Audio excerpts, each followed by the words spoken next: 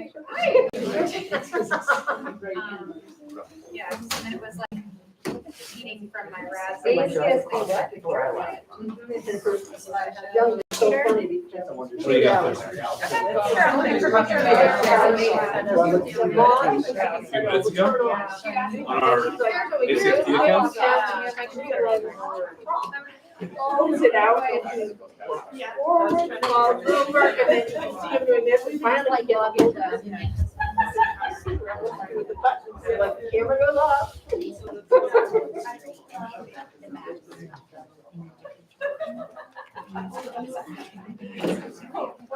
We're out of COVID. Oh, you got it?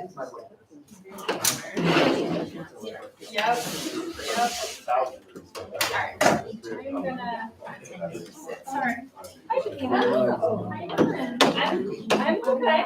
Yeah, all of us were all like, yeah. Finally remember to take up the minutes today. I don't know if I want to go to the sometimes I'm I like, took one last what year. the day it's doing. Like last week, I haven't yesterday. had a chance to look at the bill. I know, it's better than something right away, sometimes it's. The old one. Yeah, I had one walk walking behind my house in Broadway while I was reading on my back deck. They go into the bathroom.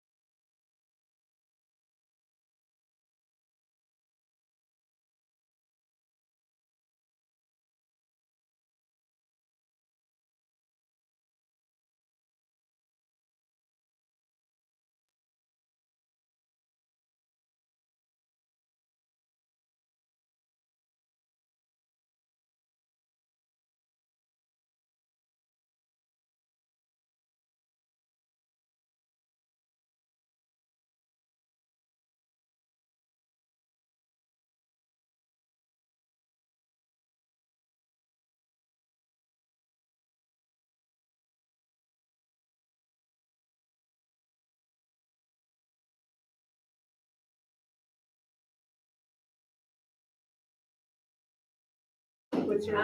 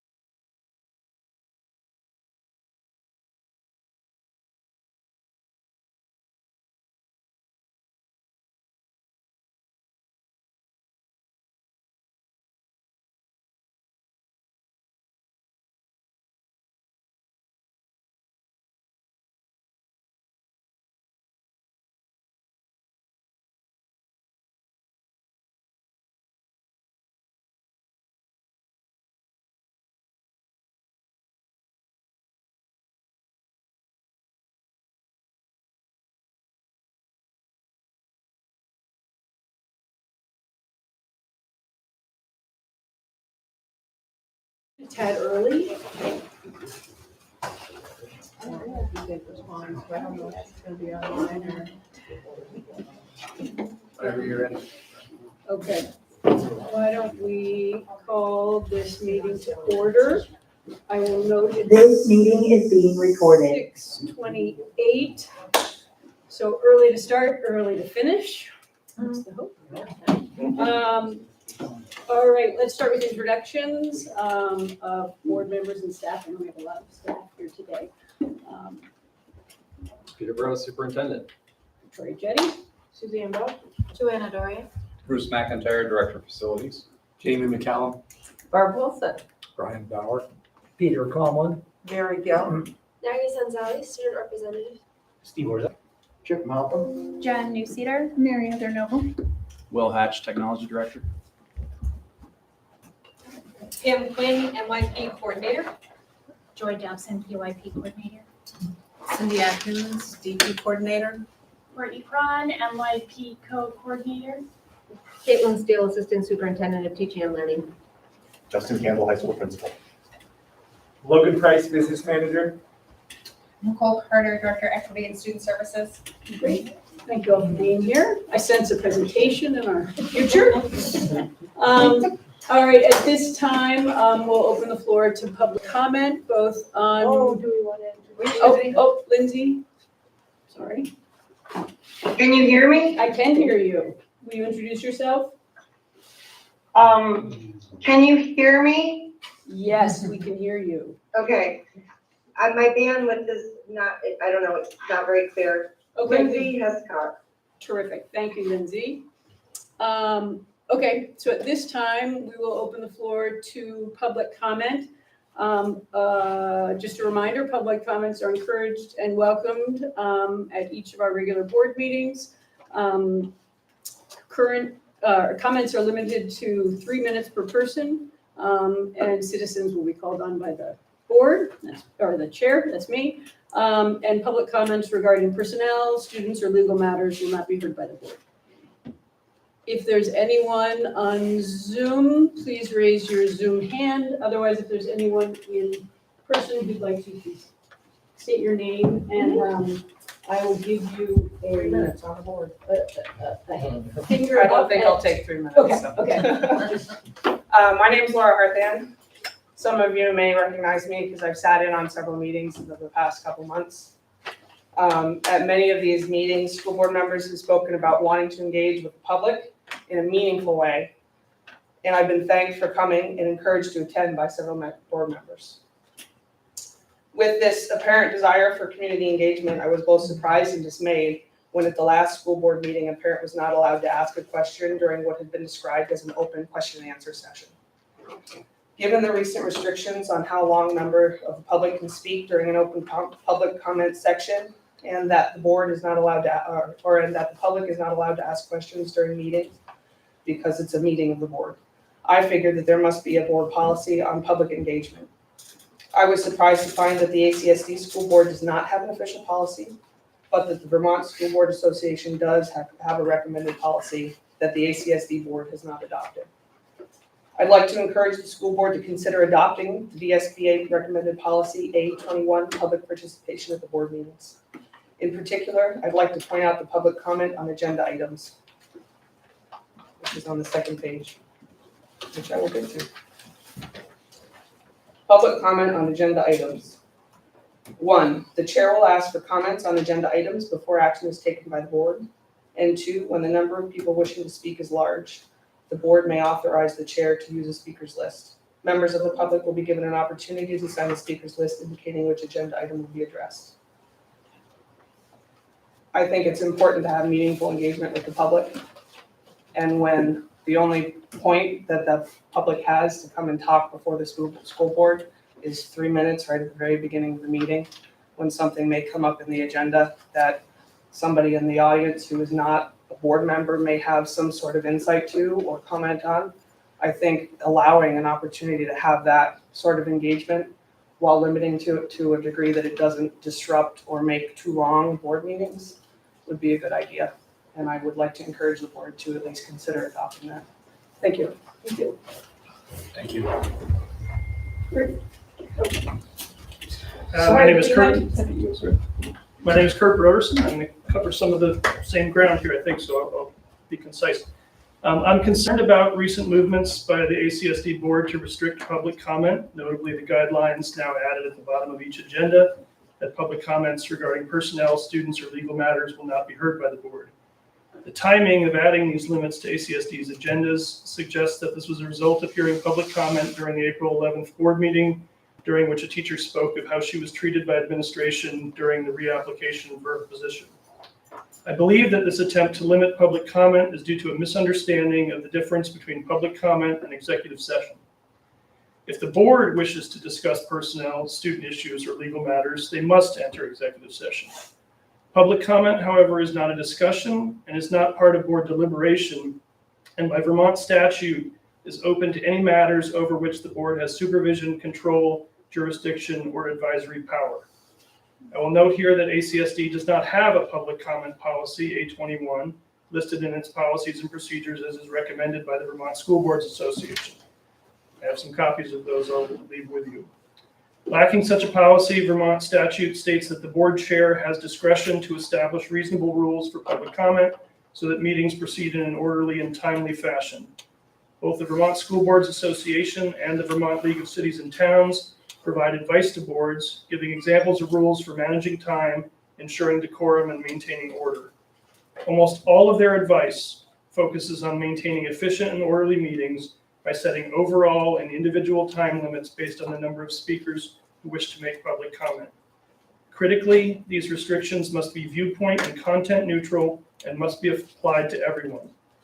The recommended policy from the Vermont School Boards Association advises to restrict only comments which breach the privacy or other rights of students, parents, or school employees. Limiting public comment removes an important means of communication between the public and the board. It is a disservice to our community when we can only comment on things the board wants to hear. I have a handful of the recommended policy from Vermont School Boards Association, which I will just leave for later viewing. Thank you. Thank you. My name's Davina Damery. I'm here tonight to follow up on a letter that was sent out to the school board regarding a racial slur that was used against my daughter.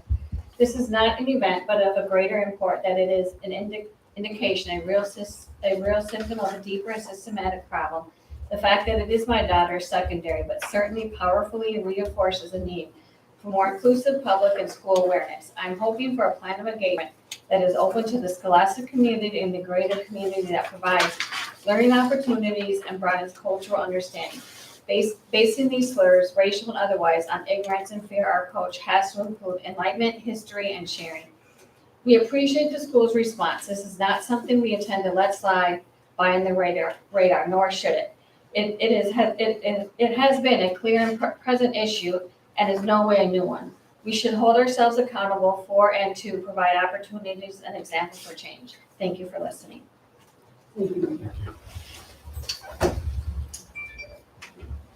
Are there any public comments on Zoom? I'm not seeing any hands. So may I have a recommendation to approve the minutes of May 9th? Thank you. Second. Thank you. Any questions, comments for Eldar?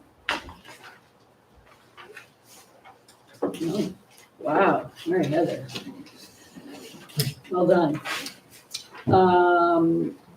So all those in favor of approving the minutes of May 9th, can say aye. Aye. Any opposed? Any abstentions? Joanna? Lindsay abstains because I was not at the last meeting. Great. And Joanna Doria. Thank you. Chip, approve the bills. 3 warrants were read on the 16th of May. First one from the general account of $219,723.03. The second one was a payroll warrant for $273,289.83.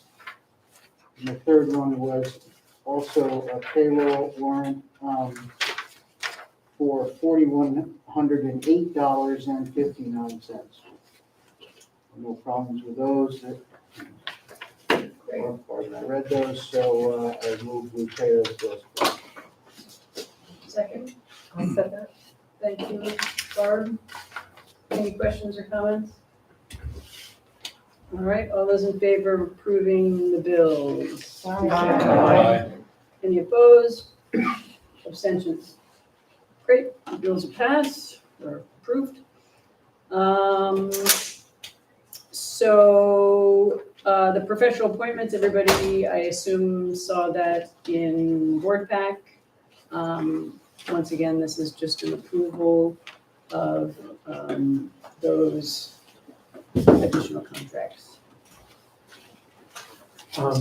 When we asked Mr. Dudek last week, he said that there were 13 people leaving the middle school. Does that include the 6 that are on this list?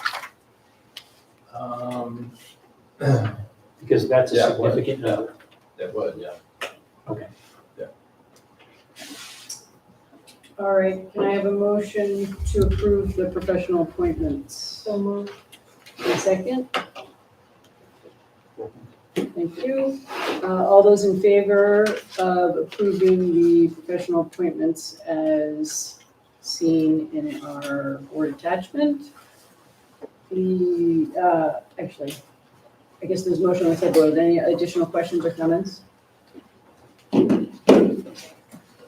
Okay. I guess I have a comment. Yeah. I'm just alarmed by the numbers of people who are moving and leaving. And I know we talked about retention and we offered that, but we're still not doing a good job retaining our faculty. I think we need to put some effort into this for next year so this doesn't happen again. We're losing a lot of really good people. And I'm alarmed by it. So I think we need to be listening to what would be helpful to do more retaining. It's been rough all over. I'm not saying it's just our district. I know it's everywhere. So just I think it's something we need to really put some energy into next year. And I agree with Mary. I'm going to ask the question I always ask. So are there contracts that are still pending? I'm just worried about what more may be coming our way. That's in my report. Oh, it is? Okay, I'm sorry. I'm sorry. I jumped ahead. I can go now, but either way. Let's get, since there's a motion on the Yeah. table, let's get the motion finished. Before we do, I have one question. Yep. And this is for Peter. Are there exit interviews being conducted with the folks that are resigning their positions? Yep. And will that be included in the future superintendent report? It will, kind of a summary of it, sure, yeah. Okay, so we have a motion and a second. All those in favor of approving? I have a comment. Oh, sorry, Lindsay, comment? No, that's okay. I know it's so hard with one person on here, so I don't mean to be rude. No, not at all. No, interject when you need to. Thank you. I was going to ask the same question Mary Heather posed. Will there be exit interviews? And if so, will the board be able to have some information, about that? And then I'm curious what we have in the pipe to fill these positions. And then a final question is, do we have, I guess it's similar to what Mary was saying, when someone gives their notice, when they resign, is there ever a dialogue about, well, what would we need to do to keep you here? What, can we do this motion, and then when Peter gets to his report, I think part of his report is going to include answering those questions. Okay, thank you very much. Okay. So all those in favor of approving the professional appointments, please say aye. Aye. Aye. Any opposed? Any abstention? Thank you.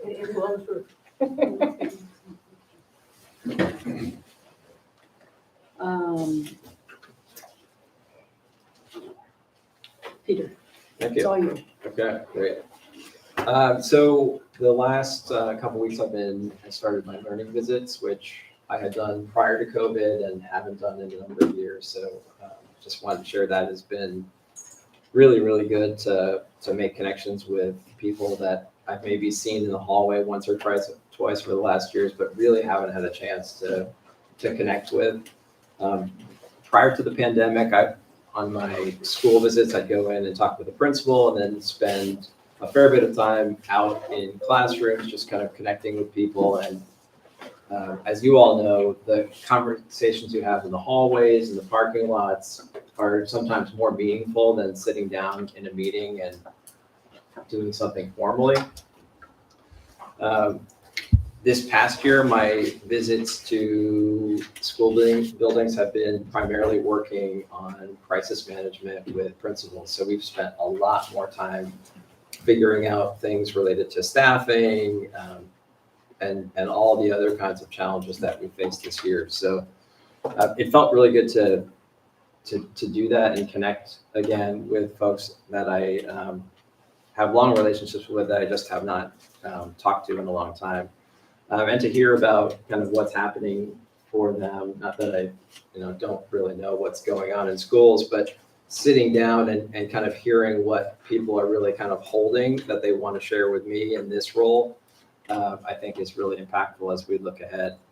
At some kind of initial takeaways are, I think we've talked about this a lot, but there's such a high level of fatigue right now in terms of what our staff are carrying. It's not just teachers, it's all of our staff are carrying as we kind of plug the holes.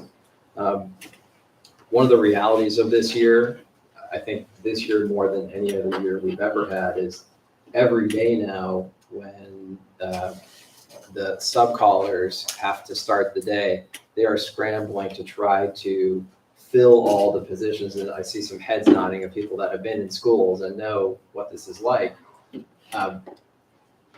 People have had to do many, many different jobs this year just to fill positions, just to have classrooms run and have the learning system function. So that in and of itself has been pretty challenging. The loss of control that I think our staff have felt over the last number of years is significant. And that kind of like, having to like approach every day and not knowing kind of like how it's all going to work has been a big challenge. So that's something that as we look to next year, I'm hoping that we can be in a slightly better position so we don't feel like we're in this reactive space all the time. Also, a lot of folks just shared kind of the needs of the classroom right now are really different, and a number of teachers shared about how challenging it was in terms of some of the behavioral challenges and other things that they see in the classroom, and trying to manage both the social emotional needs of students, which pretty much everyone has shared, those are increasing. And they are also holding on to the academic goals and priorities and feeling really committed to getting all of that work done. So that creates this like inherent tension when you're both trying to put that aside and say, social emotional learning has to come first. Like students have to be present and well in order to learn, and then just kind of trying to go back to the academic. And I heard that a lot from a lot of people. So that's something that I'm just kind of ruminating on and thinking about as we go into the summer and think about next year. And I've got a number of visits left. So this is just kind of like the first part of that. I'll share more at our next board meeting. In terms of staffing, right now, just as an update, we have 13 open para positions. So some of these positions are being filled right now. We're right in the middle, we're at the tail end kind of the real kind of like big wave of hiring. So these aren't positions that we can't fill. They're just that these are processes that are in play. 13 para positions. As I've mentioned previously, I have the most concern about filling our para positions because they've been the hardest to fill throughout this year. We've had open positions from the beginning of this year that we've been unable to fill. We have 3 elementary positions. We have 7 MOMS positions that are currently open and we're in the process of hiring. We have 5 MUHS teaching positions that are in process right now or nearing completion. 2 SLPs, speech language pathologist. That's a position that's always hard to fill. I don't know when the last time we were fully staffed. Nicole, when was the last time? My understanding is 5 years ago. Okay. So that's a problem with economics and salary and what SLPs make outside of the school system is one of the big factors there. And 3 special educators. So that's kind of where we are right now. I think as we think about like some of the challenges we faced this year with staffing and going into next year, that, as I said, those 13 para positions are probably the ones that are kind of illuminated the most in thinking about, because a lot of those positions are support positions for students, they have a reverberating impact in the school if you are missing 3 or 4 of those paras who are either working with intensive needs students or filling other roles. There's a cascading impact to not having those positions. So that's something that we have to figure out and problem solve. We have a group of leaders. Justin is on that group with a number of other ACSD principals who are kind of talking through right now, how do we go about if we run into a situation where we are short and we have needs across the system, how do we respond? And I think I've mentioned this previously. It's something that we've confronted already over the last 2.5 years, and there's a potential in looking at next year and hearing from my colleagues everywhere else. Everybody is talking about this right now. I have been in conversation with the Addison Independent. They're going to do an Addison County-wide article. I think it's maybe coming out next week on staffing challenges, and so we shared all of our data with them to let them know where we are, and they got that from Mount Abe and Addison Northwest too. I talked to Patrick and Sheila, and their kind of percentages of number of folks that are leaving, their retention question are kind of more or less around where ours are. And I'm was at a superintendent's conference last week and talked to folks, and this is a really, really big issue. And I've shared this before in terms of where we are with the demands of the work, and that just public education as a whole is in a somewhat tenuous position, I think, in some ways. So it's important that we kind of like rally around. I was reading a national NEA report the other day on teacher retention and percentages, and the number that stuck in my head, 59% of teachers are now going to leave the profession earlier than they would have in this national survey that they did. So that's significant. So there is work happening at the state level.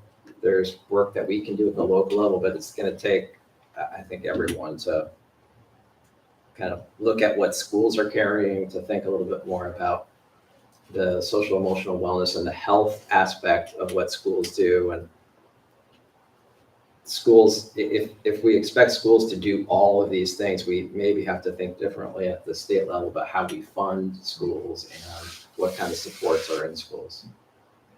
We can't expect all of it just to magically happen without the funding.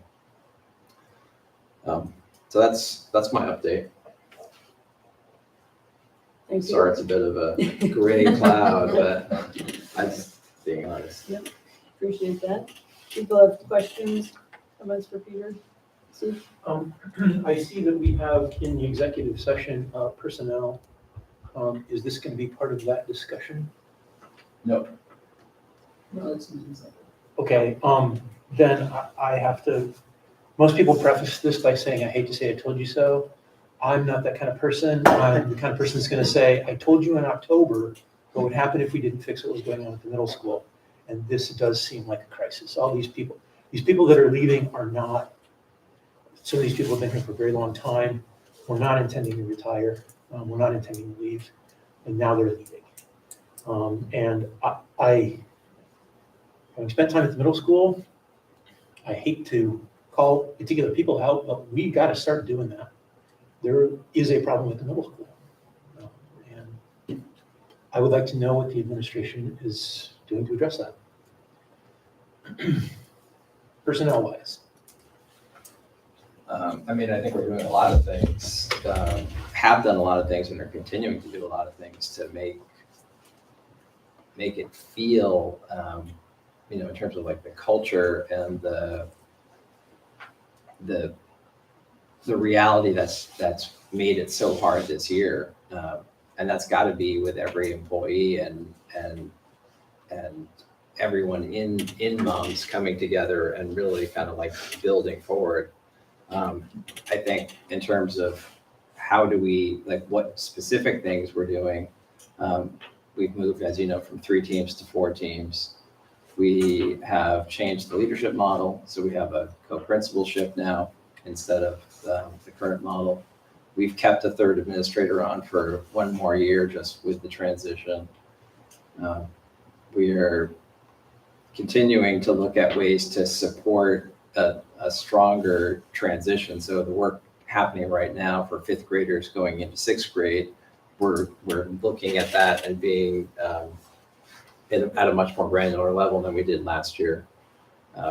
We have stable leadership going into next year as opposed to last year where we had someone new coming in, which was a challenge. And really I would say the last 2.5 years with, or 3 years probably, with changes in leadership at Moms. So I think we're better positioned going into next year to have learned from how this year went and respond to it. And it was a hard year. And, I think I've said this previously that I understand it. And, some folks are leaving teaching. Some, a number of the departures are not going to other schools. They're just leaving teaching or leaving the area. So everyone's got a different reason for why they're moving and going to a new job opportunity. But I think we have to continue to look at what's working, look at what's not working, and be together on it. And I think we know with the kind of support we have in our community and with the quality of our educators and our staff that we can do it. This list alone is all of the math department and 2/3 of the social studies department. Is there anything even remotely similar at the high school or Mary Hogan, which are the only similar sized schools that we have? I would say the high school doesn't have nearly as much by number. Shoreham's actually seeing more turnover than Moms by numbers. Mary Heather, did you have a question? It's escaped me now, but you'll come back. Thanks for your report. It was glum a little bit at times. I know. And I usually bring lots of positivity. But no, I mean, this topic is tough. yeah. And I've heard, from folks at Moms as well, stuff that I think Steve was talking about. I hate to be obvious, but you alluded to funding changes and stuff like that. Can we pay people more money? Like you said, it's harder almost to fill para positions. We're competing with McDonald's sometimes to hire parents. Yeah. And maybe we're losing, and sometimes being a para is a harder job in a lot of ways. So it's like, what can we do that? Can we raise wages? So we can through the bargaining process, so most of those positions are contracted, some Right. are not, or some are covered under a non-union contract, some are covered under a union contract. We can, So we some of the make it paras to- are non-union outside the contract. Paras are part of the union. They're part of the union, contract, okay, yeah, But okay. some support staff positions are not part Okay, of a union contract. okay. Like SLPs. Like are they part SLPs. or not part? They are They're part of the teacher. contract, They yeah. are. Yeah. So who's not? I'm just curious. Some of our behavioral Okay. team Okay, are not. Okay. Okay. As an example. I mean, So, like, I so that's guess, something that we are talking about. Right. And, we're not to that place right now, but have as we, get closer. like, in the last year, 2 years, as opposed to just a COLA raise, have we done more than that? Yeah, Yeah, but our agreements are generally 3 years long. 3 years long, right? I mean, we've had a couple 1 years here recently, but the last one was 3 years and it was 4.4, 4.1, Okay. 3.7, I think, for support staff. And when we unified, we maybe you can speak to a lot of the unification process about this topic was sort of bringing everybody to the same, using the same ladder. So there might have been a para in one school that was not making the same as the other. So there was, after unification, there was sort of this evening of the playing field, so to speak. Right. I mean, one of the kind of labor impacts to public schools is, in the private sector, with inflation, you can just go from, today, we're gonna offer you this, tomorrow, we're gonna offer you that. Whereas with public schools, you have it's this really long range, so it takes longer to catch up because you have these long negotiated agreements. Yeah. Question. What percentage of the people who left the exit statements indicated that they were leaving because they were not receiving enough money? Which exit statements? You said when a person leaves, there's maybe an exit Oh, interview. Yeah, those have not happened yet. Those are coming, yeah. Okay. Yeah. Honestly, I don't think, this is just before talking to people, but I don't know as money is the driving factor for people. That's why I asked. Yeah, I don't think it is. In leaving, but maybe in moving. Yeah, I mean, certainly people shop different districts, which is why we've tried to stay competitive. People will look and say, on this salary schedule in that district, I can make $6,000 more. That happens all the time. Mary Heather. Yeah, I have 2 questions, Peter. One, if you could just remind me, because I'm interested in the context of some of this, some of these troubles, and sort of beyond COVID. Can you remind me if the fiscal year that we are in this year, when we were budgeting for that, was that a year where we were at the state spending threshold or had that threshold already been suspended? Can you just remind me where we were in that world when we were budgeting for that we're now living? Yeah, so in this current fiscal year 22, we were over and we used fund balance to cover. It was when we started building the budget, the threshold was in place and then it was taken away. So it didn't, after the fact, we didn't have to put that money towards the budget, but at the time we did. Okay. So in terms of planning for staffing levels, things like that, that was the world we were operating in? And at what point did that circumstance change where we may have had more flexibility in terms of staffing And obviously, I think we all are aware that ESSER money helped to, It all pay kind of for was a these- confluence at the same time. Okay. So the ESSER funding came in at the same time that the state suspended threshold went away. the threshold. I mean, it was kind of like all of a sudden, the whole system had changed, right? Like, especially when you think about last year, in the last fiscal year, and the kind of like highly regimented reality that we were in schools. Right. So I guess I bring it up because I think it's important for people to understand the budgeting circumstances,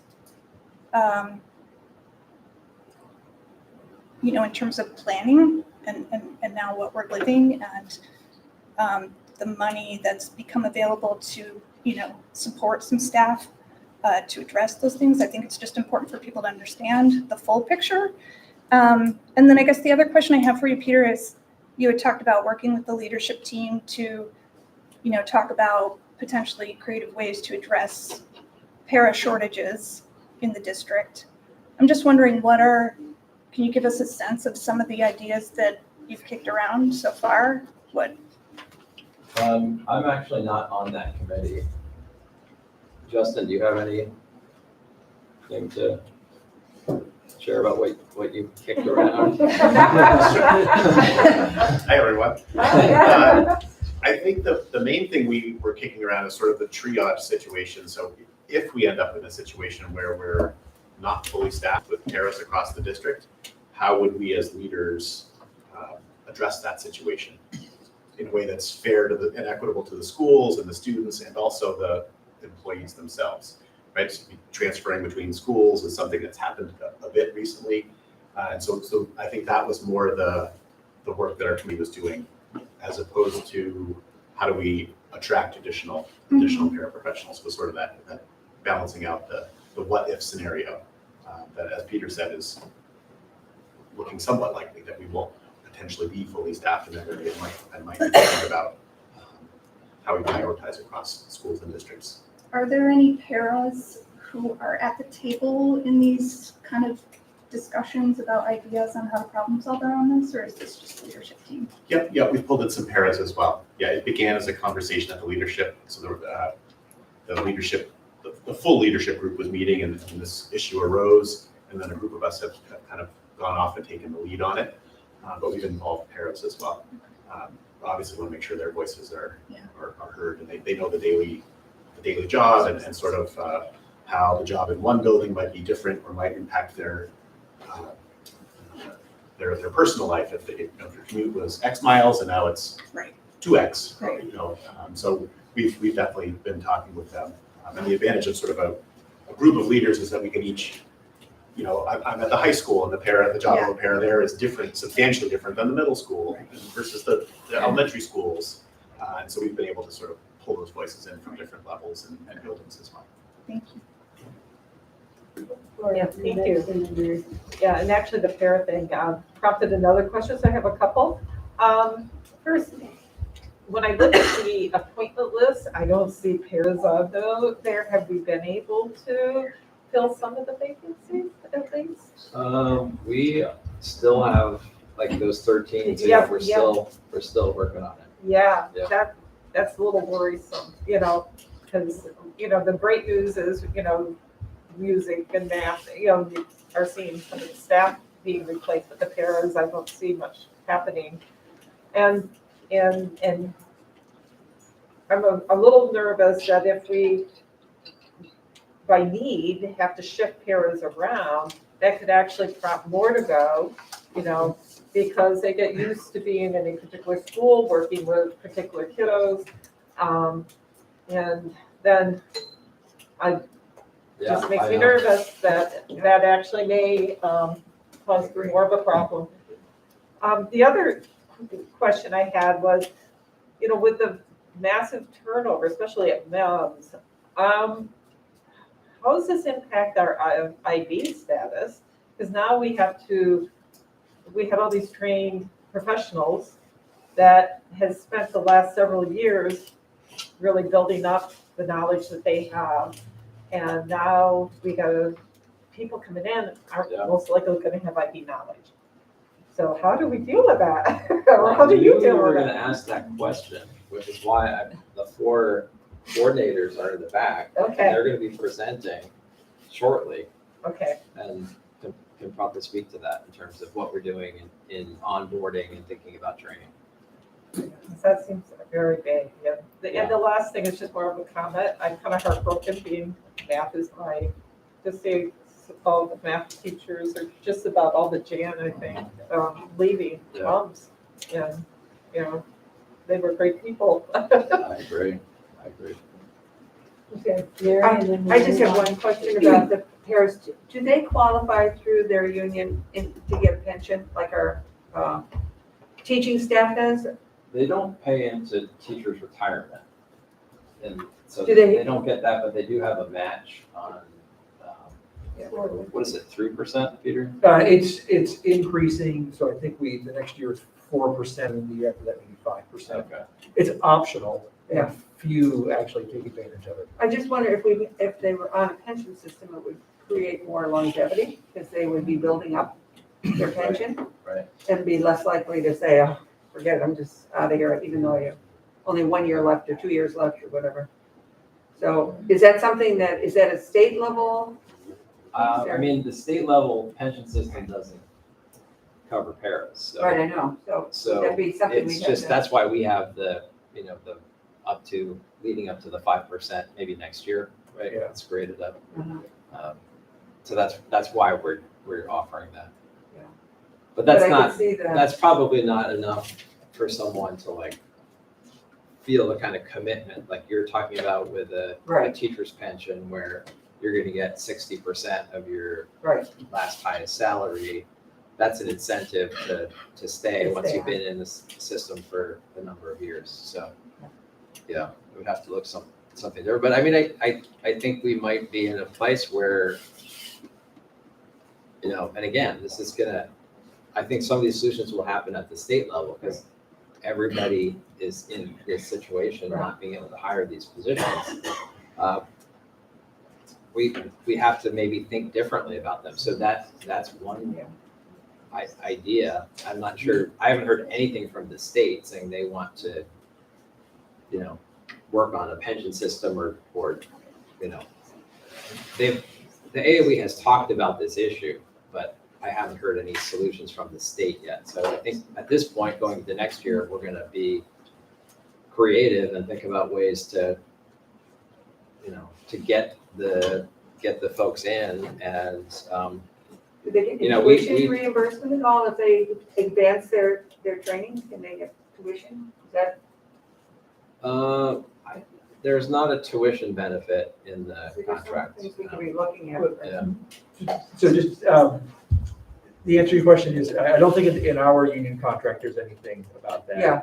But there's a lot of money being thrown around by the state right now. There is. No, recognizing this problem, just in terms of getting more teachers coming out of school qualified to be teachers. It doesn't solve the para problem. No, but I mean, these issues are yeah. significant and can only be solved by human beings. Right. And more of them in a state where we have no housing or childcare available. I know, that's compounded. Uh-oh. All over. I think I started this. All right, Not to let's glum it move up on to and- the- We need to move on here. Yeah, so we'll be here all We're night. gonna be here all night to go home. We gotta move on. I think I'd like to Yeah. welcome Ruth Yes. Hardy, Senator Hardy, who's here to present on the many splendid realities of waiting. Where should I sit? Should I sit? Yeah, there? maybe we can come up here. Is it possible to share slides? You can send them to Will and he can cast them. Oh, I'm sorry, Will. I did not send them to you. I did send them to all of you guys. Can you send them to him? Thank you.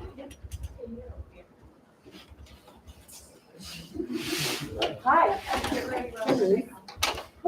Thanks for being here. It's really nice to be here. It feels weirdly deja vu-ish.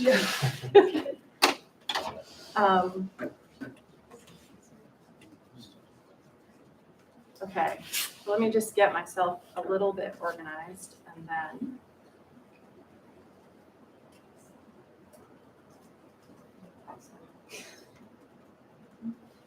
And I sent you is just a PDF, and should I just tell you to slide it forward, or what? How do you want Will to, because I can't control it. Right. But I did send it to all the board members and to you, Peter. It should be in your email. I'm sorry I didn't include you, Nargis. I'm sorry, I should have. But Yeah, I'm not sure how much I will have to comment on this. There's a quiz later. you're gonna get it better than most of the people in the room, I'm sure. Okay, so, hi, everyone. Thank you very much for having me.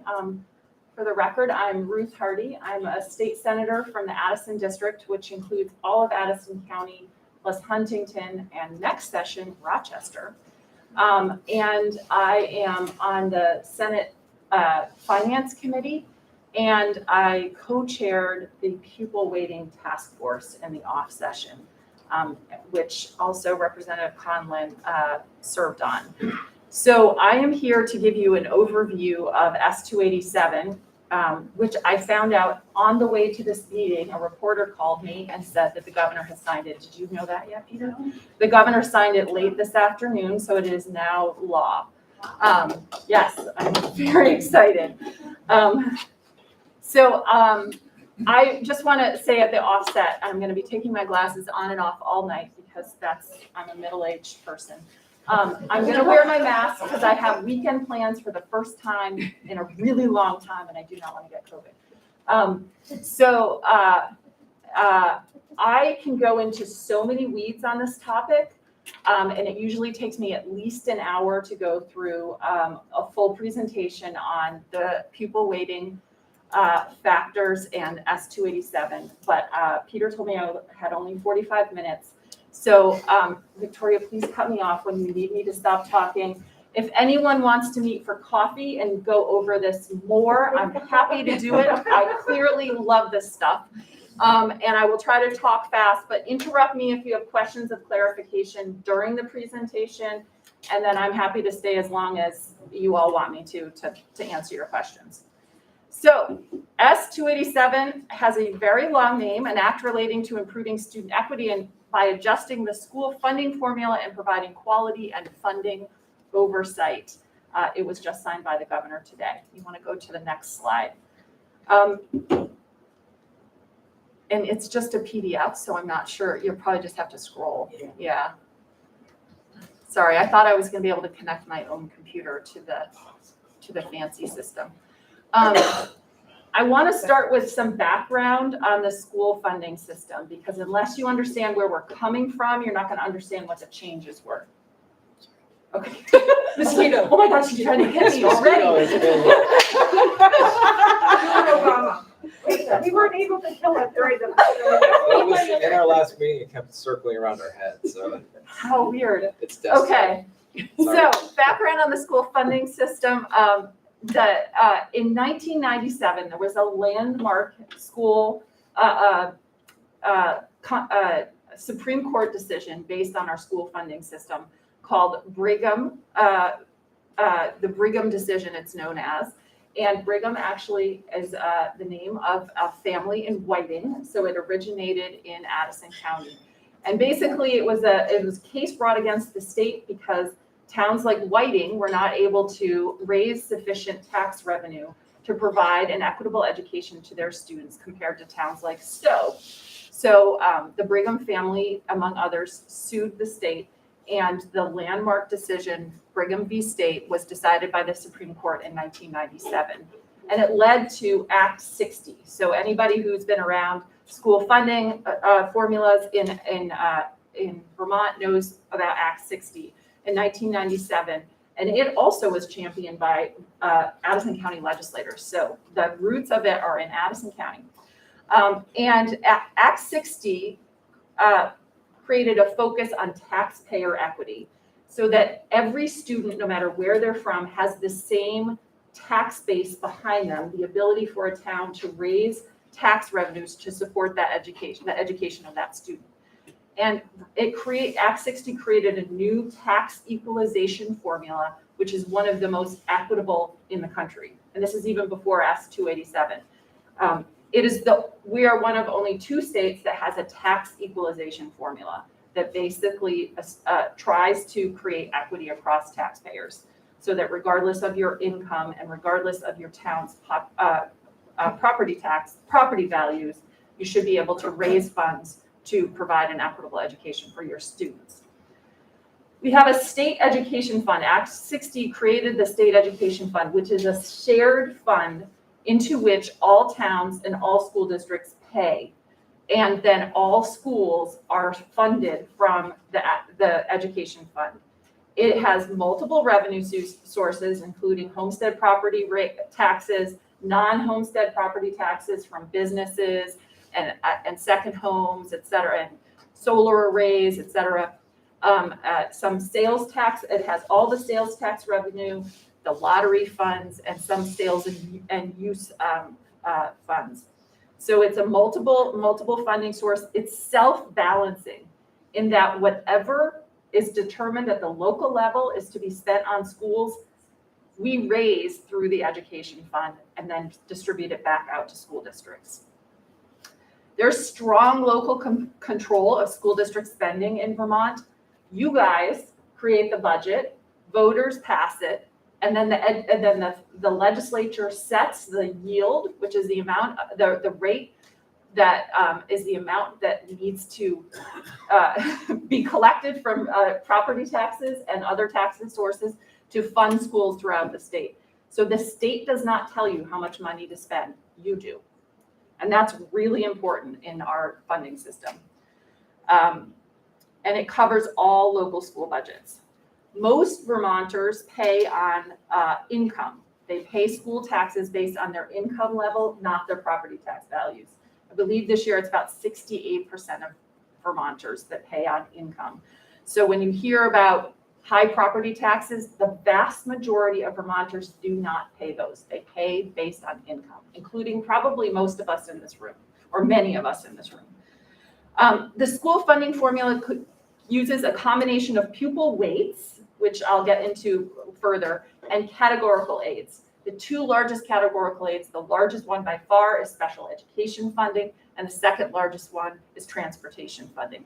Categorical aid is for something that's for a category of spending, like special education or transportation. The system is complex and it's collective. So it enhances equity, but it creates confusion.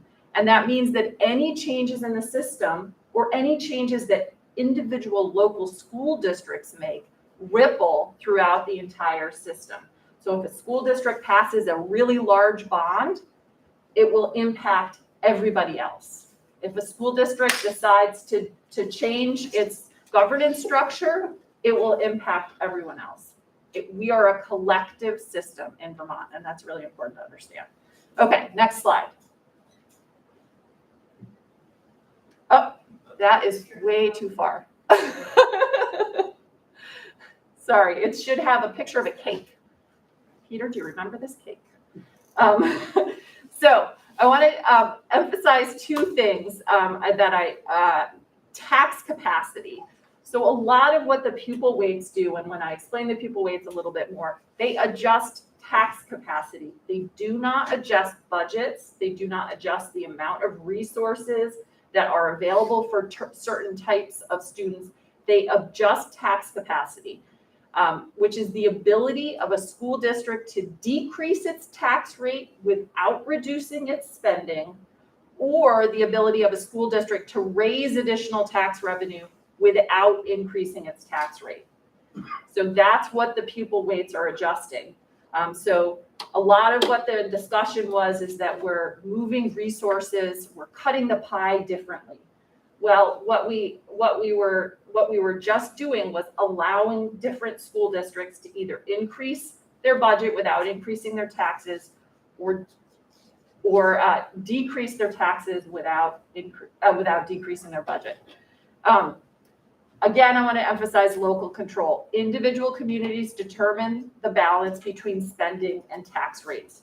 New weights would impact local decision-making, But new weights would not change the reality that different school districts have different spending priorities, cultures, and taxing tolerances. Here in ACSD, our budgets almost always pass. We have a culture of supporting our budget. That is not true in every school district, and this formula change will not change the culture of school district spending. So next slide. So it should be 4-step school funding process. Again, just want to emphasize school boards create school district budgets, local voters approve budgets, AOE calculates each school district education spending amount based on voter approved budgets, and AOE pays each school district its education spending amount from the education fund plus any categorical aids. So this is how it works after you guys approve a budget and the voters approve a budget. It goes up to AOE that then sends money back down. Education spending is total district expenditures less offsetting revenues from non-education property sources, including federal aid, categorical aid, tuition, surplus, interest, donations, etc.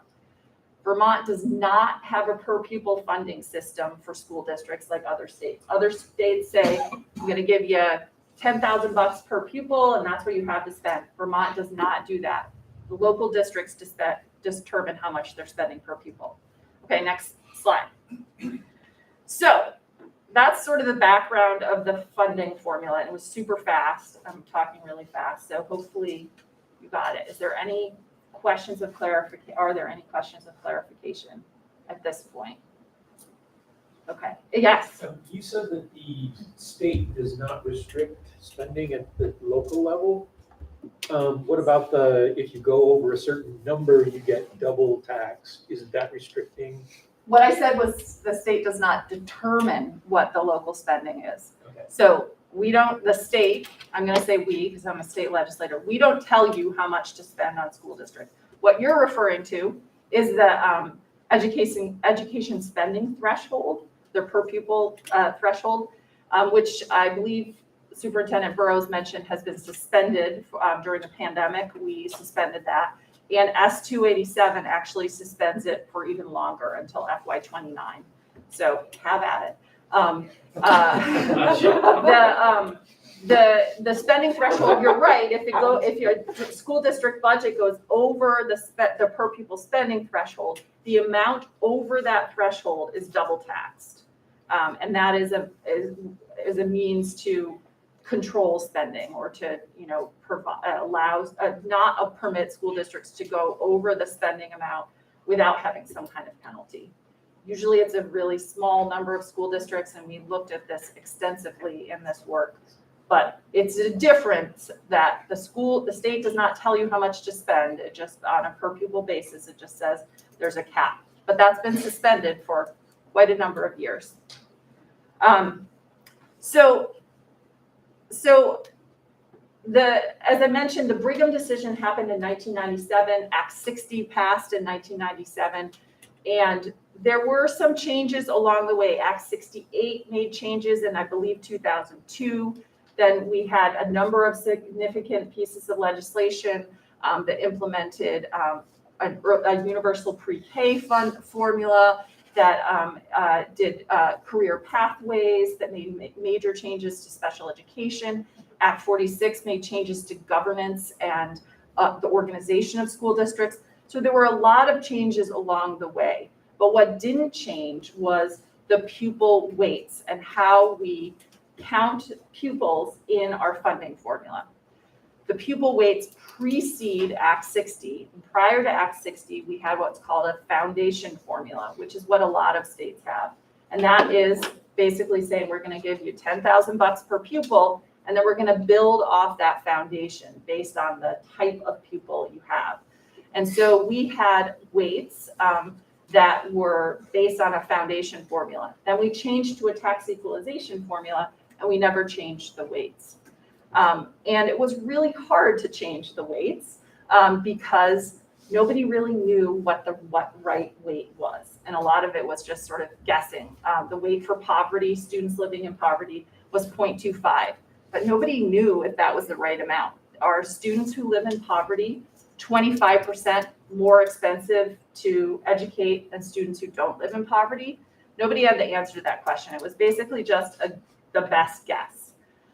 The one weight that there was an analysis done was there was a weight for high school students.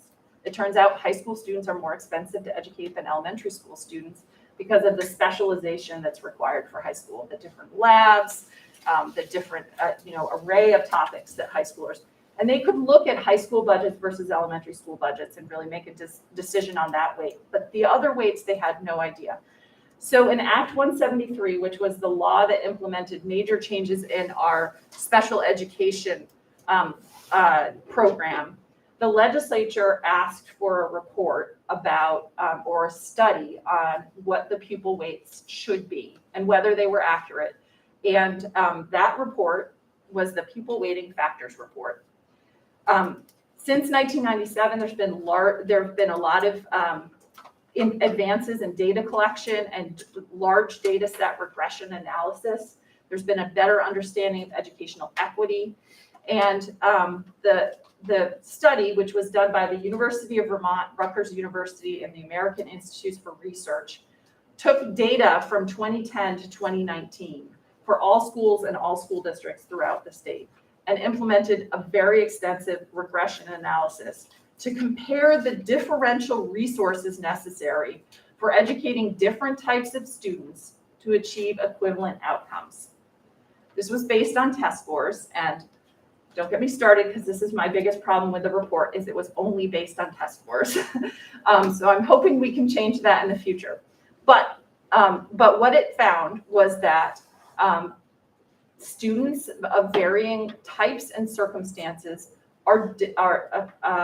require different funding in order to educate them to the same outcome. To get the same test score, the student living in poverty, it costs more to bring the student living in poverty up to an education, the same outcome. Or a student who requires English language learning education. Or a high school student, they also added a weight for middle school students. Also very small schools or very rural schools. And they found that the current weights were outdated. So that was a major report, and that report came out in December of 2019. And the legislature started to look at it, and then in March of 2020, the pandemic hit. So we basically stopped and went home and dealt with a lot of other big things. So last year in 2021, the legislature did what it often does, which when they can't solve a problem, they create a task force to solve the problem. So can you go to the next slide, the Pupil Weighting Task Force. This was created in Act 59 of 2021. And this was an off-session legislative study group that was made up of 8 legislators, 4 senators and 4 House members. I was a co-chair along with Representative Emily Kornheiser from Brattleboro in the House. Representative Peter Conlon was on the task force as well. And we worked from June to December of 2021, really doing a deep dive into the Pupil Weighting Factors report and pretty much everything about our education funding system to try to figure out what changes we should make to our education funding formula and system in order to make it more equitable. So we looked at weighting calculations and values, categorical aid possibilities, poverty measurements, mathematical functions. We spent a lot of time talking about math, education quality standards, transition mechanisms, special education. We looked at Act 60, Act 68, Act 46, tax equity considerations, and the excess spending threshold, Steve. So we spent a lot of time, and we issued a report in December of 2021. The email I sent all of you has a link to both the Pupil Weighting Factors report done by the UVM and the task force report that came out in December of 2021. If you want to geek out about this, I highly recommend you at least skim those reports because you'll learn a lot about the background of all of this. So next slide. So the task force recommended 2 basic means for moving forward. One was to update the weights as recommended and then amended by the authors of the report, or to create a new formula, which we called the tax equity formula. I'm not going to go down that rabbit hole of explaining what our second option was, because what the legislature decided was to implement the updated weights. So S-287 was a bill that came out of the Senate Finance Committee, and then went over to the House and passed to update the school weights, the pupil weights. So a lot of bills that are substantial have findings in them, and so I just listed the major findings that sort of preface the bill as to why we did what we did. Talked about the Brigham decision, about substantial equality of educational opportunity throughout Vermont. That was the sort of promise of Brigham, which led to a statutory requirement of substantially equal access to quality basic education, differing student needs based on school resources and outcomes, the recommendations of the pupil weighting factors report, and then the pupil weighting task force recommendations. All of these are findings at the beginning of the bill. And then the goals of S-287, to increase educational equity by ensuring sufficient resources for students in varying circumstances, to improve educational outcomes, improve transparency, and enhance educational and financial accountability. So our system is really complicated, which also means it's hard for people to understand, and therefore it's often not very transparent. People don't understand why their tax rate is what that is, why school districts are spending a certain amount on students, and they, go to vote on a school budget and may not understand what that means. So we were trying to look at ways to enhance the transparency and the understandability of our school funding formula as well. And that's why we talked a lot about math. So I'm just going to cut to the chase. The next slide should be oops, I missed that one, the goals of 287, but you can skip right over that and go to the next one, the pupil weight changes. So this is a table of how the pupil weights changed. Yeah, stay there. Okay. So there are categories. Thank you, Will. There are different categories for the weights. There are student needs, so poverty, students living in poverty, and I'll get into the definition of that in a minute. The current weight is 0.25, as I mentioned. The pupil weighting factors report and analysis showed that weight should actually be 1.03. So basically, students living in poverty are twice as expensive to educate to the same standard or same outcome as students not living in poverty. English language learners. This was the most substantial change. You can see it goes from 0.2 to 2.49. It's an enormous change. And plus there's a mini grant that's in the footnote, but I'll get into that later.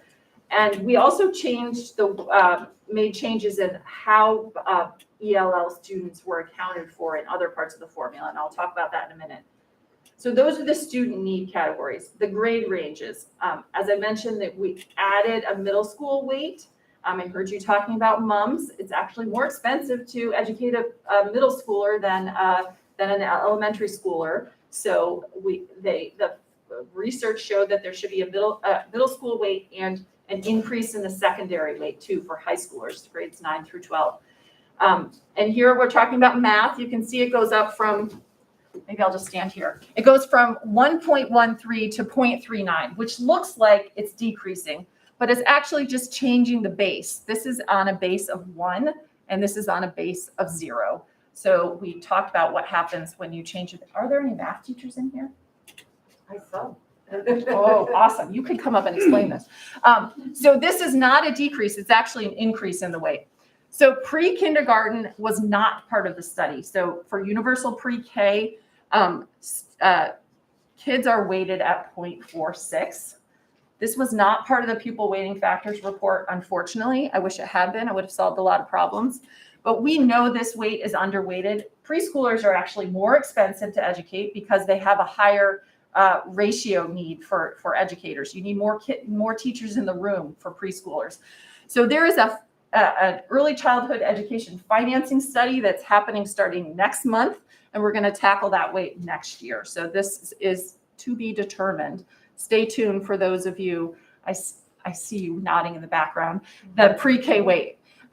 So enrollment, we currently have small schools grants, and they are distributed on a really complicated, convoluted formula in a really weird way that pretty much everybody hates. So we're getting rid of the small school grants and including weights for small schools. There was discussion about whether these numbers are actually small schools in Vermont context, 101 to 250 students. Those are pretty big schools for Vermont. But the researchers found that the schools in those range cost 0.07, so it's a tiny little weight more than schools that are bigger, and that schools with fewer than 100 kids are 0.21. So there are weights for small schools, and I'll talk more about that in a sec. Population density. These are the really rural schools, and you can see that there's different levels of population density. The really rural with fewer than 36 people per mile, 36 to 55 per square mile, or 55 to 100. So these don't impact most of Addison County. There are a couple of places in Addison County, but it's really the Northeast Kingdom and some of the more rural parts of the state. Yes, Brian. Yes, I was wondering why there isn't a group of your top students and their needs. Yeah, so there was discussion about students with gifted and talented students and whether there should be a weight for gifted and talented students. It's interesting, Vermont is one of the few states that doesn't have a gifted and talented sort of state program. So we didn't dig into it because it would have required defining what a gifted and talented student is, creating a state program for it, and it wasn't part of the UVM study. The problem with that, I think, is equity. That those kids are not getting an equitable amount of money to serve their needs, and they should be in that chart. There are people who made that argument for sure. It wasn't part of the UVM study, so it was sort of part of a to be continued study. But it certainly came up in our work on the People Weighting Task Force. Yeah. Barb. Hi. And I know you meant to say district. You said schools. The population density is on a district basis. Yes, this population density is on a district basis. The enrollment is on a school basis. Right. Yes. Yep. And an interesting change that the House made compared to that wasn't considered before was that it does not include water. So if there's a big lake, or if your district might include part of Lake Champlain, they subtract the square mileage that's just water. Because nobody can live there, right? Unless you're ducks. Okay, or fish. All right, so those are the weights. Any other questions or comments about the weights? And I guess one Yeah. question. So with pre-kindergarten right now, that 0.46 is really kind of an exchange for $4,000 that's paid out to private providers Right. primarily. If that weight was given what it needs to be, which is quite high, like you mentioned, would that be a step towards actual universal pre-K? That's a great question, and that's something that we'll be working on in the early childhood education financing study. So stay tuned. Good. I'm heavily involved in that, so I'm happy to chat with you Yeah, more love about to. it. Love to. It's clearly a problem and needs to be fixed, but it didn't get addressed in this study. So yeah, Jamie. Thank you so much for this. So maybe this is, I can't tell if this is jumping ahead or not, because I don't know what you're gonna say, but is this just about allocating money to districts? It's not about spending money on certain populations. It's a great question. Is that And clear? sort of. You're almost there. It's about the tax capacity. So it's allowing school districts with high numbers of these types of students or in these types of circumstances Right. to be able to raise the tax revenue to educate those students without increasing their tax rate. So I sent you all a district by district sort of estimated impact, and I'll show you on a slide coming up, the impact on Addison County. But the classic district that benefits, the district that in the state that benefits the very, very most is Winooski. They have a high number of students in poverty. They have a high number of students who are English language learners, an enormous percentage of their students. And so with these added weights, so every student who's in poverty is is weighted twice as much basically, and 2.5 times for ELL. And if you're both a student in poverty who's also an ELL student, you get much more weight in your students. So that allows Winooski to raise more tax revenue for those students without increasing their tax rate. And remember, it's a shared education fund. So what it actually means is that Winooski is going to draw more from the state education fund compared to other districts that have fewer of these students. So the opposite end of the spectrum is South Burlington or CVU. Right. So, but it does not mandate that Winooski Spend it. Nope. It does not mandate it. And this was a very large conversation that we had in the pupil weighting task force. Should the state say, hey, if you have these students, you have to spend this extra tax capacity on these students? There's no guarantee. And as Peter can attest, I grilled school superintendents about this issue. What are you going to do to guarantee me that you're going to spend that additional tax capacity on the students who need it? And what do they say? So it's really up to you guys. You're the ones that are making the local decisions on how to spend the money. It's up to the school boards and the superintendents to do right by the students. And I put it on the school board. and so this is a conundrum of our system. We have a very strong local control state where school boards and school superintendents and voters make most of the decisions, and then the state funds their decisions. We literally raise whatever is necessary to fund what the schools do. And it was really there was a lot of discussion that we should trust local schools and local school districts, and that communities know what's best for their students. And it was challenging for some of us to say, okay, we're going to let that go and we're going to trust them. But that is exactly one of the and I'm happy to chat with you more about it. Victoria? But just to be clear, the counter to that, the fear is that a district could get the money and then potentially use it to suppress their local taxes. Right, so they can make the decision to, and what I'm guessing most districts who are gonna sort of benefit from this are gonna do is they're gonna do a combination.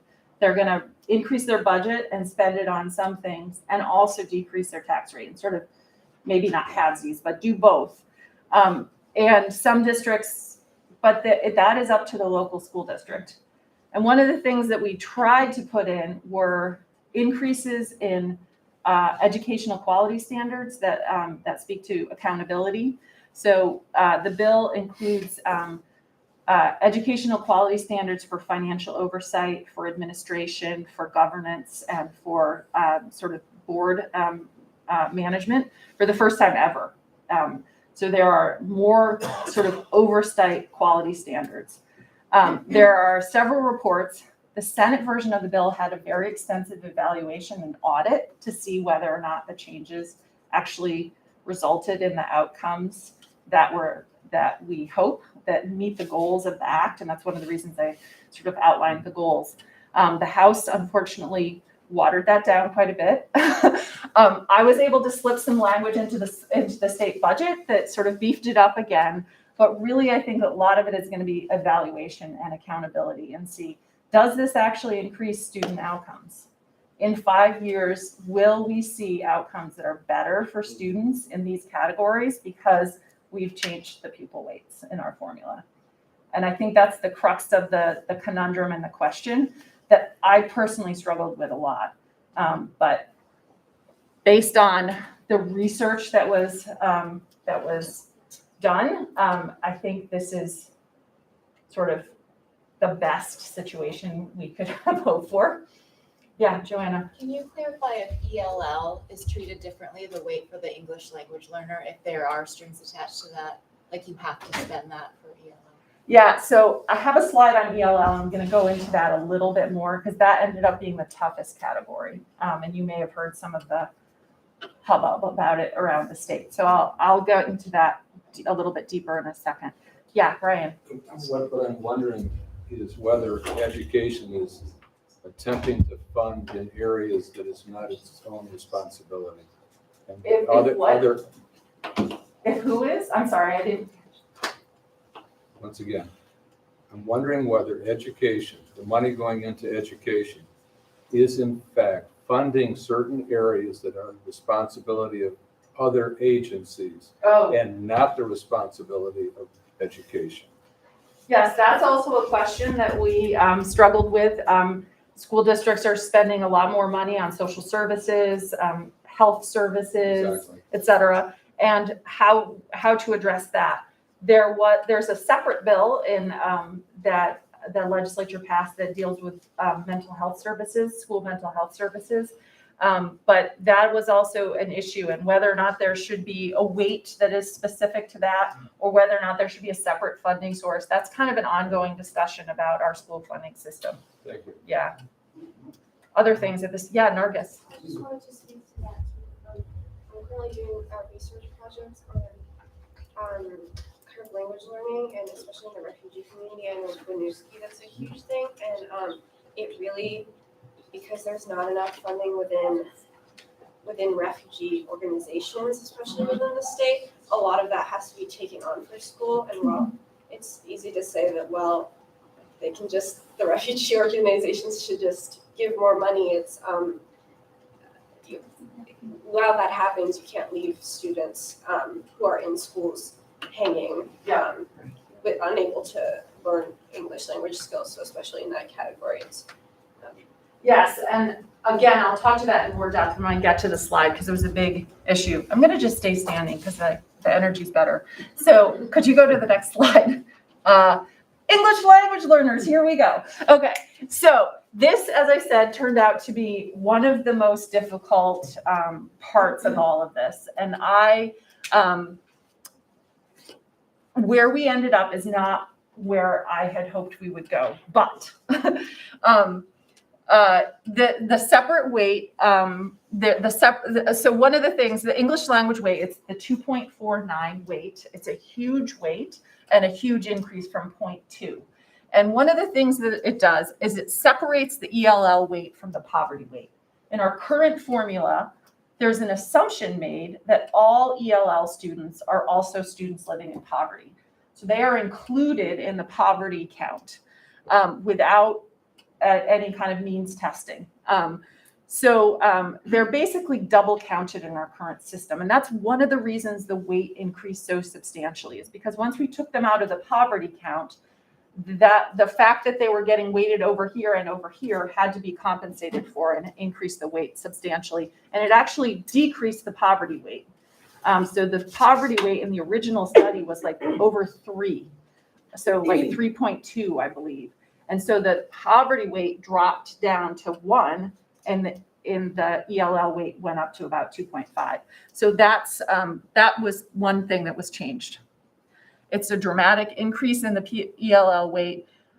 There's a lot better understanding of ELL student needs now than there was in 1997 or pre-1997.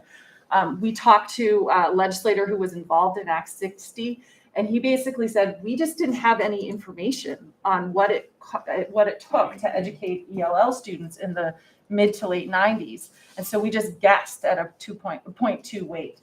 So there's a lot more information on what an ELL program that's robust and meaningful and provides all the services and supports that Nargis was talking about costs. And that's one of the reasons the weight increased so much. So what we did in addition to the weight is we created a mini grant for districts with fewer than 25 ELL students. The task force heard a lot of testimony about what kinds of services school districts provide for ELL students. And districts like Winooski and Burlington and other districts that have a lot of ELL students have really robust programs where they have cultural liaisons, they have tutors, they have translators, they have a full slate of ELL teachers. And they're able to provide much more comprehensive services for ELL students. ACSD is probably kind of in the middle. And then there are some districts that provide very little of anything for their ELL students. They literally are putting out flyers saying, hey, does anyone speak Spanish in the community and want to tutor this kid? So they're really, we found a very wide range. We also found a wide range of what school districts are spending on ELL students. Actually, the district that was spending the most per pupil was ACSD. And the districts that were spending less per pupil, the districts with a lot of students that had a sort of high economy of scale were probably saving because they had more students and they had fewer schools across which they didn't have to have their ELL students, ELL teachers driving all over the place to teach 1 or 2 kids in small schools.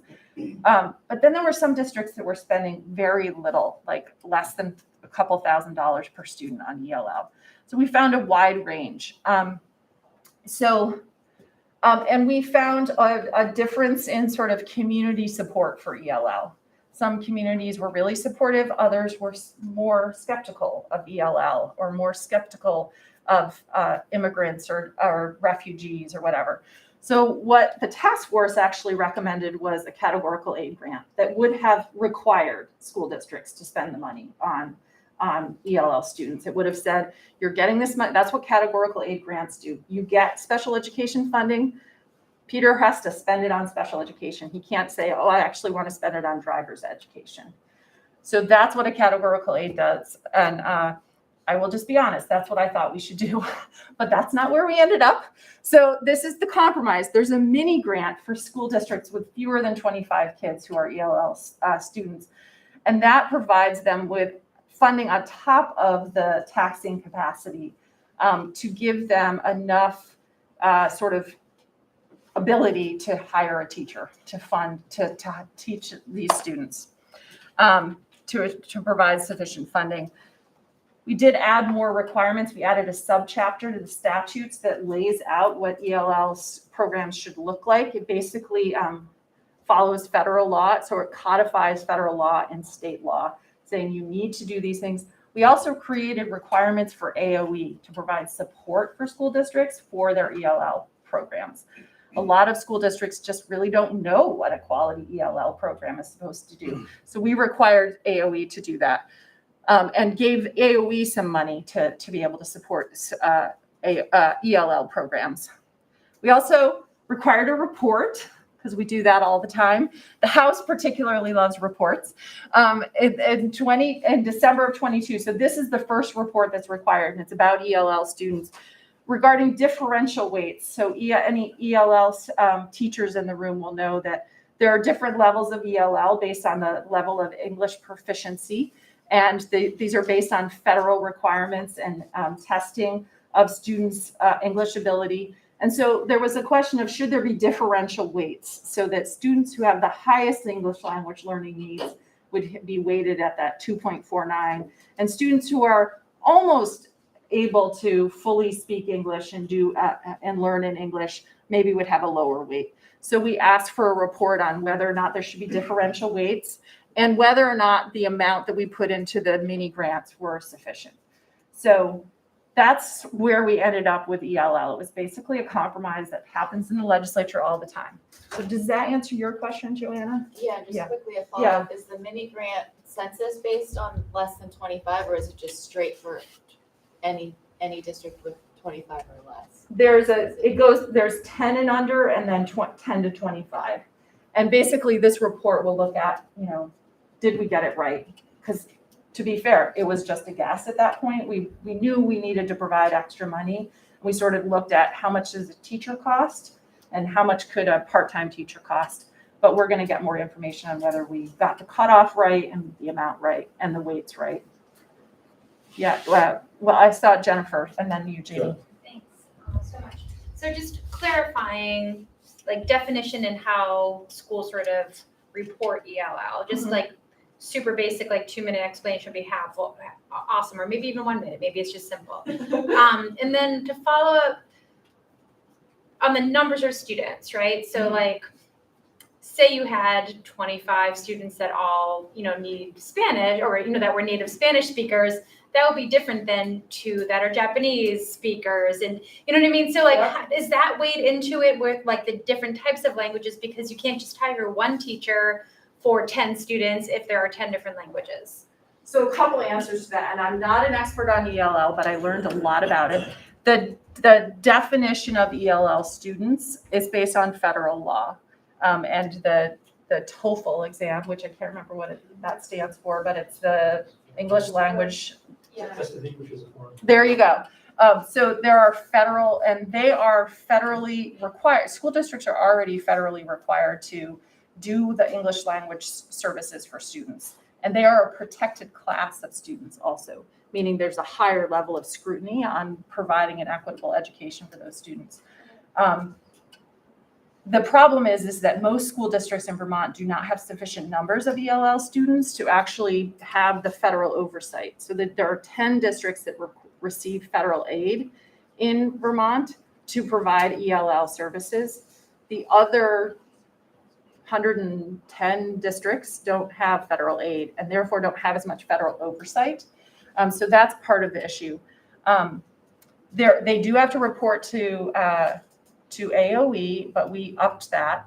And Vermont is part of a national coalition of states that follow the WIDA curriculum and standards for ELL education. And I'm blanking on what WIDA means, but it's WIDA. It's out of University of Wisconsin. So there are sort of state standards for that. In terms of educating students with a number of different languages, this came up a lot. I mean, there are, I think, over 100 different languages in the Burlington School District, and it's really challenging. However, an ELL teacher doesn't have to be a native speaker of that language. ELL teachers don't necessarily speak the 50 languages that they might be teaching students in English to. My mother was an ELL teacher, actually, and she speaks French, but nothing else. But she had at least 15 different languages in her classroom most years. And so a lot of it is really just getting a teacher who is skilled enough to teach English to kids whose native language is multiple languages. Does that make sense? And if there's any expert in the room, please correct me if I'm wrong. Okay, other questions on ELL? This was a tough one, but I think we're gonna be okay. Next slide. I'm way over time, I'm sure, Victoria, so you can just give me the hook if you want. Small school and merger support grants. This is really relevant to ACSD. So as I mentioned, they're small school grants. They're confusing, they're complicated.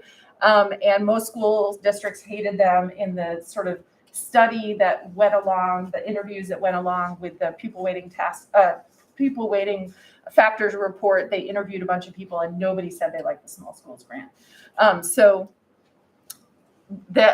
We got rid of the small schools grant and have the small schools weights for those two types of small schools. The schools must be in a school district where the population density is less than 55 people per square mile.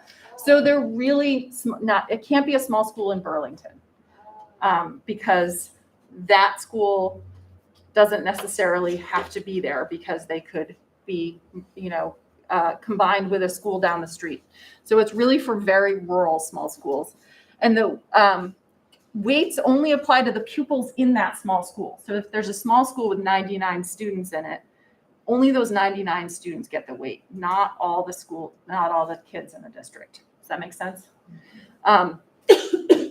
We did maintain merger support grants, and this is what's relevant to ACSD. So when schools merged under Act 46, the small schools grants that individual school districts got turned into merger support grants. And the merger support grants were also very complicated and kind of got convoluted with the small schools grants. So we separated them out. We maintained the merger support grants, whether a school district was voluntarily merged or told by the State Board of Education that it has to merge. They will maintain their merger support grants. So that's true for ACSD. You're welcome, Peter. We Okay, so put any, in a plug for that. any questions here, Barb? Yeah, What's the ACSD's, population density? Do you Um, recall? So I think we're ACSD, just above. yeah, it does not qualify for any of the small schools grants. You can't also qualify for both the small school weight and the merger support grant. It's either one or the other. So once a district moves into the small school weight, it loses the merger support grant and vice versa. So it was really something that I was really like very adamant about, that districts be able to get one or the other. So I know you emailed me. I heard you, Barb. Okay, next slide. I'm almost done, I really am. Math makes a difference. Measuring poverty, this is not something I talked about yet. The current poverty measurement for the school district funding formula is the SNAP funding, which are essentially the nutrition benefits or food, yeah, you know what I mean. No, not free and reduced lunch. Food stamps, that's the word I'm looking for. Used to be called food stamps, it's now SNAP, it's the Supplemental Nutrition Assistance Program. So that is what is currently used for determining whether or not a student is in poverty. It's not a very accurate count because one, it's a program that's not actually too easy to enroll in, and you have to be eligible for enrollment or enrolled in the program in order to be counted as a student in poverty. Especially in really rural areas of the state, it's not actually very easy to do it. And a lot of families don't do it, or they're ashamed to do it, or there's stigma to do it, or there's pride or whatever, or they just don't know that they qualify. So a lot of parents don't enroll in it, and therefore their kids are not counted as students living in poverty, and the district doesn't get the weight for that student. So what we decided to do was move to a universal income declaration form, which we went right over free and reduced lunch, which was one of the considerations, which is better than the SNAP, but not as good as a universal income declaration form. And this is also tied to the universal school lunch bill that hopefully the governor will sign soon. The AOE is required to create this universal income form. It's already used by school districts that have universal school lunch, and it's used in other states, and it will replace the free and reduced lunch form. It will be required for all parents of all kids in the entire district. It's supposed to be a simple, easily accessible form. I don't know how many of you have tried to fill out the free and reduced lunch form, but it's really not easy. It's really not easy. I've tried to do it. It's not an easy form. I see Mary, like, it's terrible form. So this is supposed to be an easy form that everybody has to fill out. It's not based on whether you want the free lunch or not. It's just, you're a parent in the school, you got to fill out the form, just like I do. So that will help get more kids counted based on their income to determine whether or not they are student in poverty. It doesn't actually change the percentage. It still is 185% of poverty, which is what SNAP enrollment is, and it's what free and reduced lunch enrollment is. But there's a lot of evidence that it will greatly increase the number of students who are counted, and therefore help students in poverty and districts that have a lot of students in poverty. Yes. Is there a logical reason why just income tax returns is not used? Okay. I figured you don't have to answer it, but there must be a reason. The main reason is confidentiality. Tax forms and tax income or tax information is confidential under federal law. We heard from the tax department, because that seems like a logical thing to do, right? And we can't use it. Nobody can use it except for the tax department. Okay. Yeah, I wish we could. Okay. So currently our weights are mix of multiplication and addition. Turns out addition is simpler. That's why kids learn it before they learn the multiplication. We spent a lot of time talking about math and the difference between multiplying and adding, literally. So we changed all the weights to additive weights because it's easier. We also, the base 1 versus base 0 base, I told you about that. And we treated all the weights the same. So it used to be the weights were all kind of mishigash, and now it's all the same. We eliminated, and the House did this, so kudos to them. They eliminated the equalized pupil calculation and the equalization ratio. Currently, what we do is we take the number of pupils, like the number more or less the actual number of kids, and then we apply the weights to it. And the weights, those are called equalized pupils. And then we take an equalization ratio and apply it to equalized pupils and come back to a number that's more equivalent to the count of the original kids. So it's this sort of convoluted system of equalizing the pupils and then taking equalized pupils and creating a ratio of equalized pupils, and it's confusing. I've already confused you. We got rid of that and just said we're going to use weighted pupils and we're not going to apply an equalization ratio. And I literally can show you the formula, but I almost included it on a slide. And then I was like, this will make their head spin, so I didn't. So it's just, as the AOE finance analyst, Brad James, said, Ruth, it's just math. So that makes it a simpler formula. Next slide, because I'm way over time. And just a quick question about the base of 1 on Yes. secondary. Was ELL and the other weights on a base of 0 previously, and then and that was just a new? Yes. It was bizarre how, and poverty and secondary weight were multiplicative and the other weights were additive. There's really no reason. And if you multiply things, it exaggerates them, it multiplies them. So it made the poverty weight actually more impactful than the other weights. And it's not necessarily supposed to be, because the size is what's supposed to make it more impactful, not the order math function. Okay. Transition to the new weights. To implement the full weight changes in FY25. So y'all have a couple years to prepare. And there is a 5-year tax rate mitigation system. So in the first year, if a school district's tax rate goes up more than 5% under the new weights, because of the change in the weights, for the next 5 years, that school district's tax rate cannot go up more than 5% a year. So for 5 years, the most your tax rate can go up is 5%. And that is also what happened under Act 60 and Act 46. So it's a tried and true sort of threshold that districts are used to. And there is a tax rate review process. So for districts in the first year or any of those 5 years that have education funding that goes up more than 10%, so their budgets, the education funding part of their budget goes up more than 10%, they have to go to a tax rate review process, which is this committee made up of AOE, superintendents, and business managers to decide, why did your tax rate, or why did your education spending go up that much? It's basically to prevent school districts from gaming the system and saying, oh, we get this 5% thing, so let's increase our budget by a whole bunch and we won't be penalized on our tax rate. This also was something that was used in Act 46, and no district ever had to use it. So as soon as that was implemented, districts were like, oh, okay, I guess we can't do that. To the extent that they were thinking about it anyway.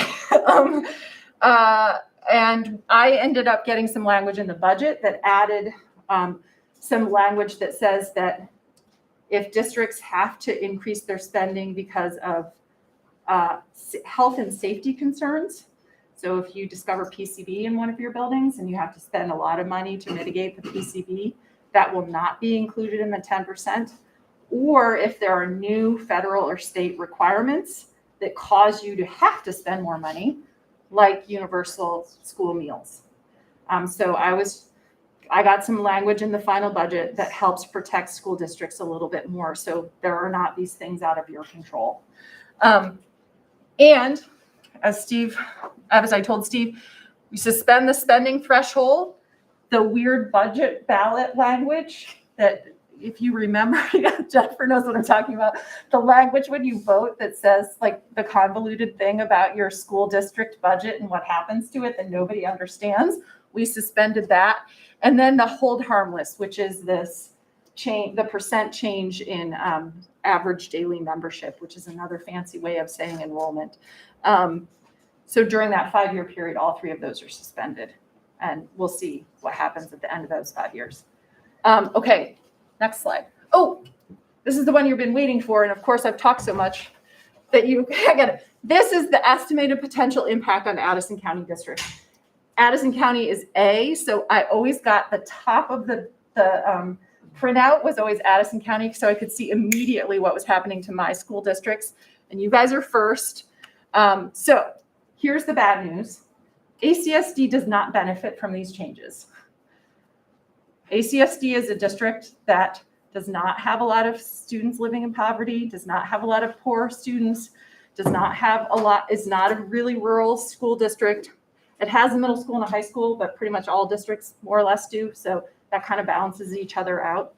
And it's a district that is more well off than most districts in the state. So you'll see ACSD, and I gave you the full printout and when I emailed you. This shows the state district by district impact. It's based on FY20. We did all of the analysis for FY20 because it was pre-pandemic and it didn't have all the funky things like the suspended threshold and the ESSER money and the pandemic craziness of students leaving schools. So we did the analysis based on FY20. For those of you paying attention to previous school budgets, that was still when there were the Act 46 tax benefits. So we took out those tax benefits in the analysis. So what this shows is an FY20 adjusted tax rate of 1.62 for ACSD. That's not what the actual ACSD tax rate was. I'm looking at Peter because I'm wondering if he even remembers. This has been adjusted so that we're having apples to apples comparison. So compared to what the FY adjusted rate was, if you implement the new pupil weights, the tax rate would go from 1.62 to 1.68. So it would be an increase in tax rate. And this is where we were talking about, it's about taxing capacity.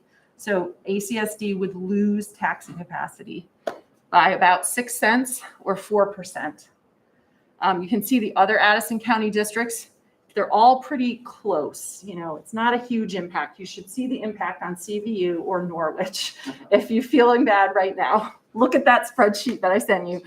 So Addison Northwest and Mount Abe, they have about a 2% sort of benefit from it because they do have more students living in poverty. And Mount Abe also has a couple school districts, but they might not anymore after last week, but they do right now have some schools that would be considered rural schools that would have the population density thing. Hold on a second, Nargis, I see you. So this is just an estimate. It's based on FY20. This is not what's really going to happen because the decisions are really up to you about what you're going to do with your budget. And then it's up to the voters about what they're going to do. And as school districts move in and out of, communities move in and out of school districts, that will also impact Addison Northwest losing. Lincoln and Starksboro will have a huge impact on their budget. And these numbers will undoubtedly change because of that. Nargis. Since this was started in 2020, is there an anticipated change in poverty rate because of the pandemic, or because this was done pre-pandemic, would that affect statewide, not just Addison County? Yeah, so the poverty rate that's used is the FY20 poverty rate. We did adjust it for the new measurement. We actually use free and reduced lunch instead of SNAP, which is closer to what the universal income form would be. But actually, the poverty rate district statewide is actually declining, even during the pandemic. So the anticipation is that hopefully it will continue to decline. And we did a lot of things in the legislative session this year that will hopefully help that continued decline. But and it has been declining for 20 years. So that's good news about Vermont. It's not true in most other states. So any questions on the potential impact on ACSD? I'm happy to talk about more details and go through the formula with anybody who chairs the finance committee. Who does that? Chip. Peter? Chip? We should have lunch. Okay, next slide. And I'll figure it out, right? Yeah, you will. I can help you. You're a smart guy. There's a lot of reports that are required. I just listed them because that we required a lot of reports. Next slide. That's it. Okay. Oh, no, wait. Are there any other questions before I stop talking? No, that was- How long did it take me? Well, you went over by 10 minutes, but Oh, that's all right. 10 minutes. Oh, We 10 asked minutes. questions though. Yeah, yes, Yeah. no, you did all right. Thank you. All right. Chip. Donna, you did a great job, because all of our questions are, why didn't we look at it this way? And people had different questions around the room, and it sounds like all of those questions were approached at some point. Yeah. And somebody had to come up with a solution to the answer to that, whether it's ignoring it, so, or, I mean, not putting it into Putting it, it off. or Yeah. coming to a conclusion. So I think this helps us a lot, especially when we're in this 4% number. I'm glad we don't live in Norwich. Yeah. And CBU is gonna have to figure it out. Yeah, and thank you for saying that, Chip, because and Peter can verify this, one of the goals of the task force was basically to ask all the questions so that we could say, yes, we looked at that. So the question about, gifted and talented, the question about whether or not schools are spending money in the front that should be spent by other places. All of those questions we asked, and we felt like we got a lot of answers on the math questions, the policy questions, the research questions. If you look at the report of the final report of the task force, we heard from hundreds and hundreds. We had 2 public forums. We heard from tons of superintendents, including yours. We just heard from a lot of people, and we asked a lot of questions. And frankly, we got a lot of guff for asking a lot of questions. But I think it's helpful because then when we do, we can say, yeah, we looked at that. Yeah. So thank you for saying Yeah, that. I appreciate that. Yeah, thank you. So you have under required work groups and reports, the CTE funding and governance. Yes. Is that looking at the new form of doing their pupil count instead of doing the 6-semester rolling average? Yeah, so the House put that provision in, and it is to look at the governance and financing of CTE education in the state. And yes, it will address those issues. It's a sort of the next step after the AOE report that came out last year. I think it was a year ago. And it's due next March. It's to be done by the Joint Fiscal Office. Probably they'll hire a consultant to do it.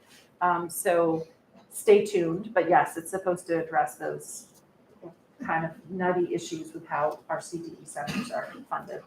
Yeah, Jamie.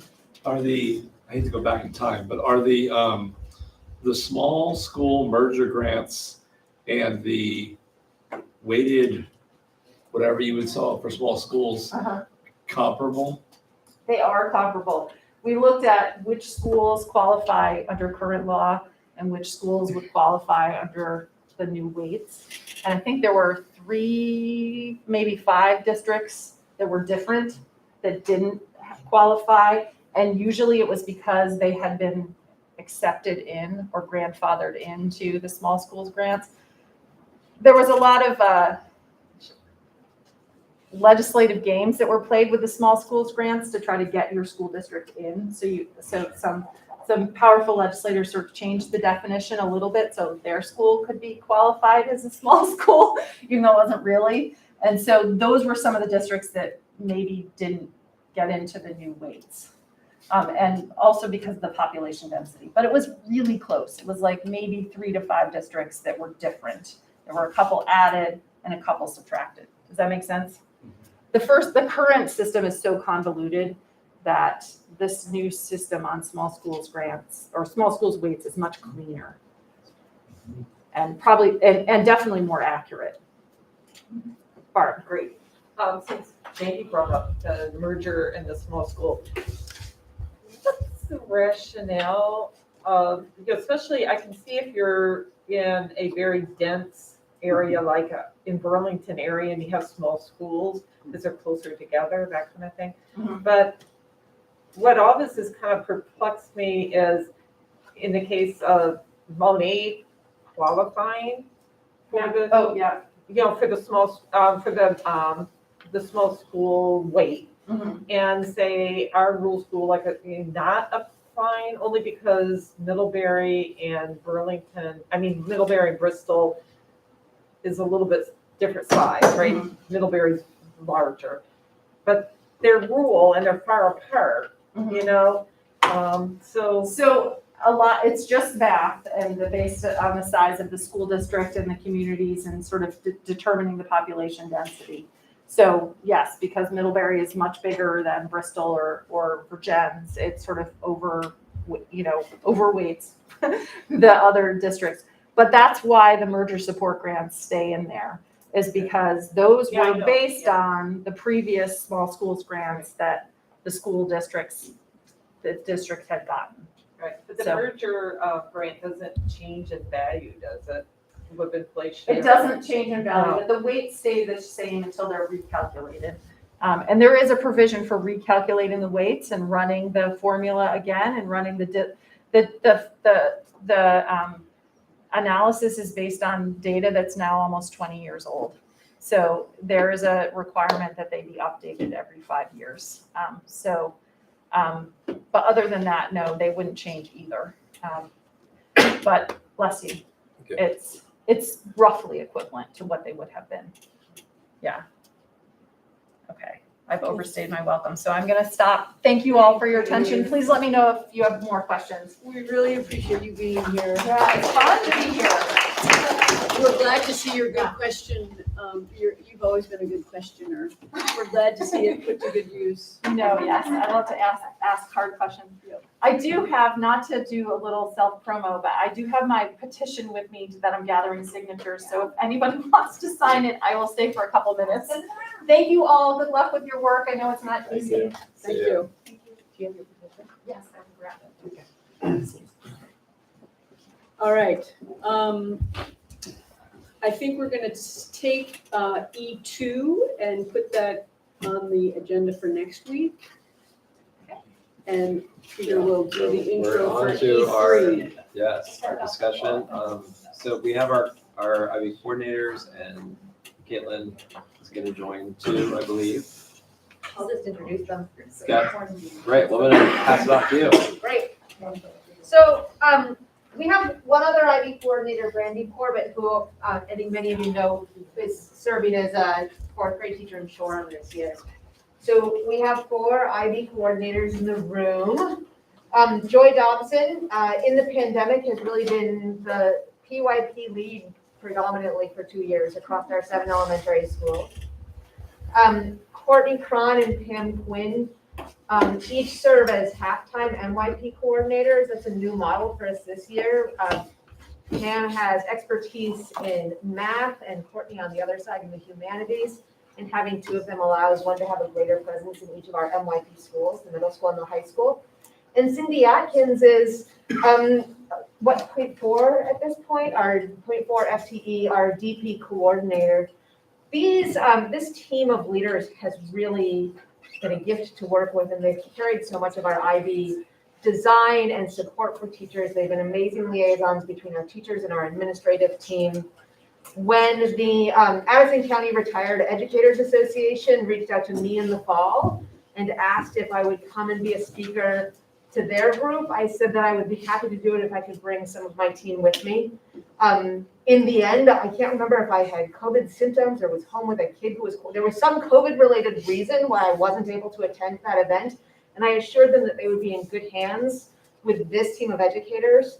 And the reviews of the presentation were so warm and wonderful that I asked if we could bring them to share the same information with all of you. So that is all I will say, and they will carry it from here. Thank you for being here. All right, so I'm going to kick this off. Yeah, just put your hand thank in you. chunks. Yeah, we'll just keep rotating. Yes.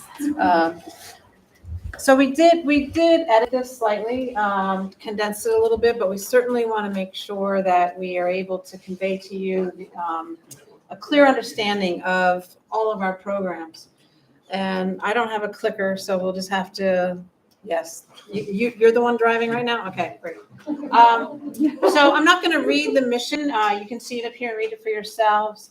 But I do want to address before we get started language. And International Baccalaureate is an organization, and the organization has 3 different programs, and we within our district are running all 3 programs. So we're known as a IB World District School, or IB World District, I should say.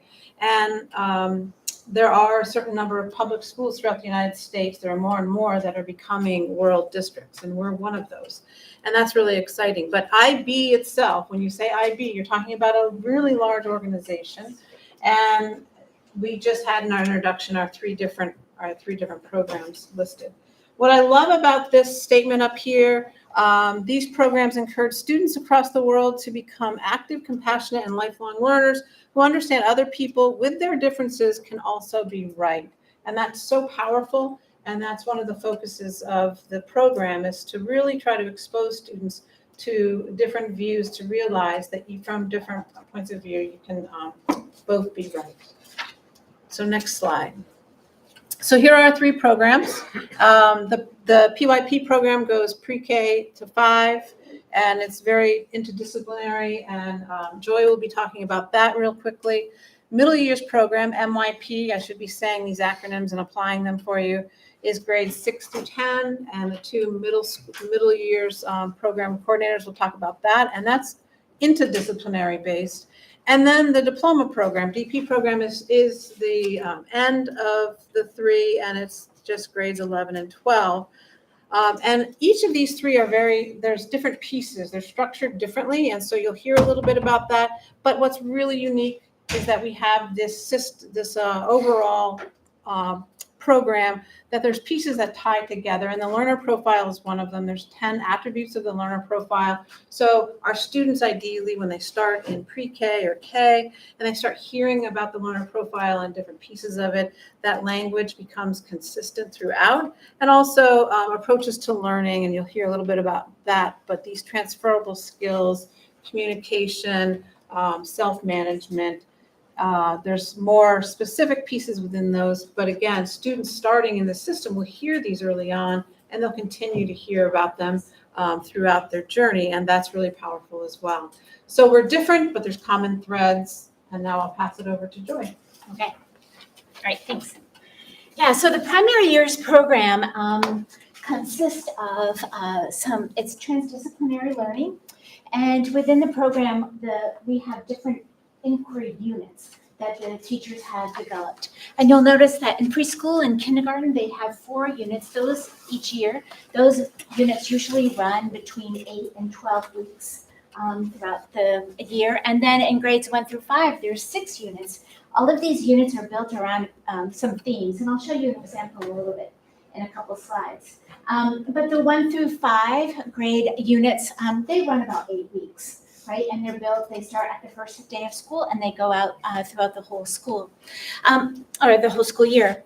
I do want to note that in addition to the grade level teams building their units, also our arts and movement and world language teams have also developed units. So they have units of inquiry that they are teaching, and they also have what we call annexes. And an annex is a way in which they can attach to a classroom unit through one line of inquiry. So they'll follow a central idea and they'll unpack it through a line of inquiry. And this allows for the connection between all of our different subject areas, right? Unpacking these central ideas and lines of inquiry together. Next slide. Will, thanks. All right, so it's a transdisciplinary program, and we have 5 essentials in the PYP. And so the 5 are listed here: the knowledge, the concepts, action, the approaches to learning, and the learner profile. So I'm just going to draw a connection to what Senator Hardy was talking about. If you were my class and we were taking on the task force, we would be using all 5 of these essentials, right? So we have our knowledge base, and that's sort of our content area. And she kept saying, we've got to do some math, right? But as you listen to her explanation, you can hear the social aspects that are coming across, right? And so the social studies, and then there's communication and there's writing. So there's all of that subject area that's happening within the task force. We've got some large concepts like form and function, change, right? That's all embedded in the learning and in the work. Action for the PYP can look as simple as the child going home and being really excited and talking to mom or talking to the younger siblings and saying, guess what we're doing in school? And they drag that backpack back into school with all the books from the bookshelf, right? Or as we see in this task force, it's really then advocating for change, advocating for different groups of people to have the funding needed for a well education. The approaches to learning are really skills, and it's skills to be lifelong learners.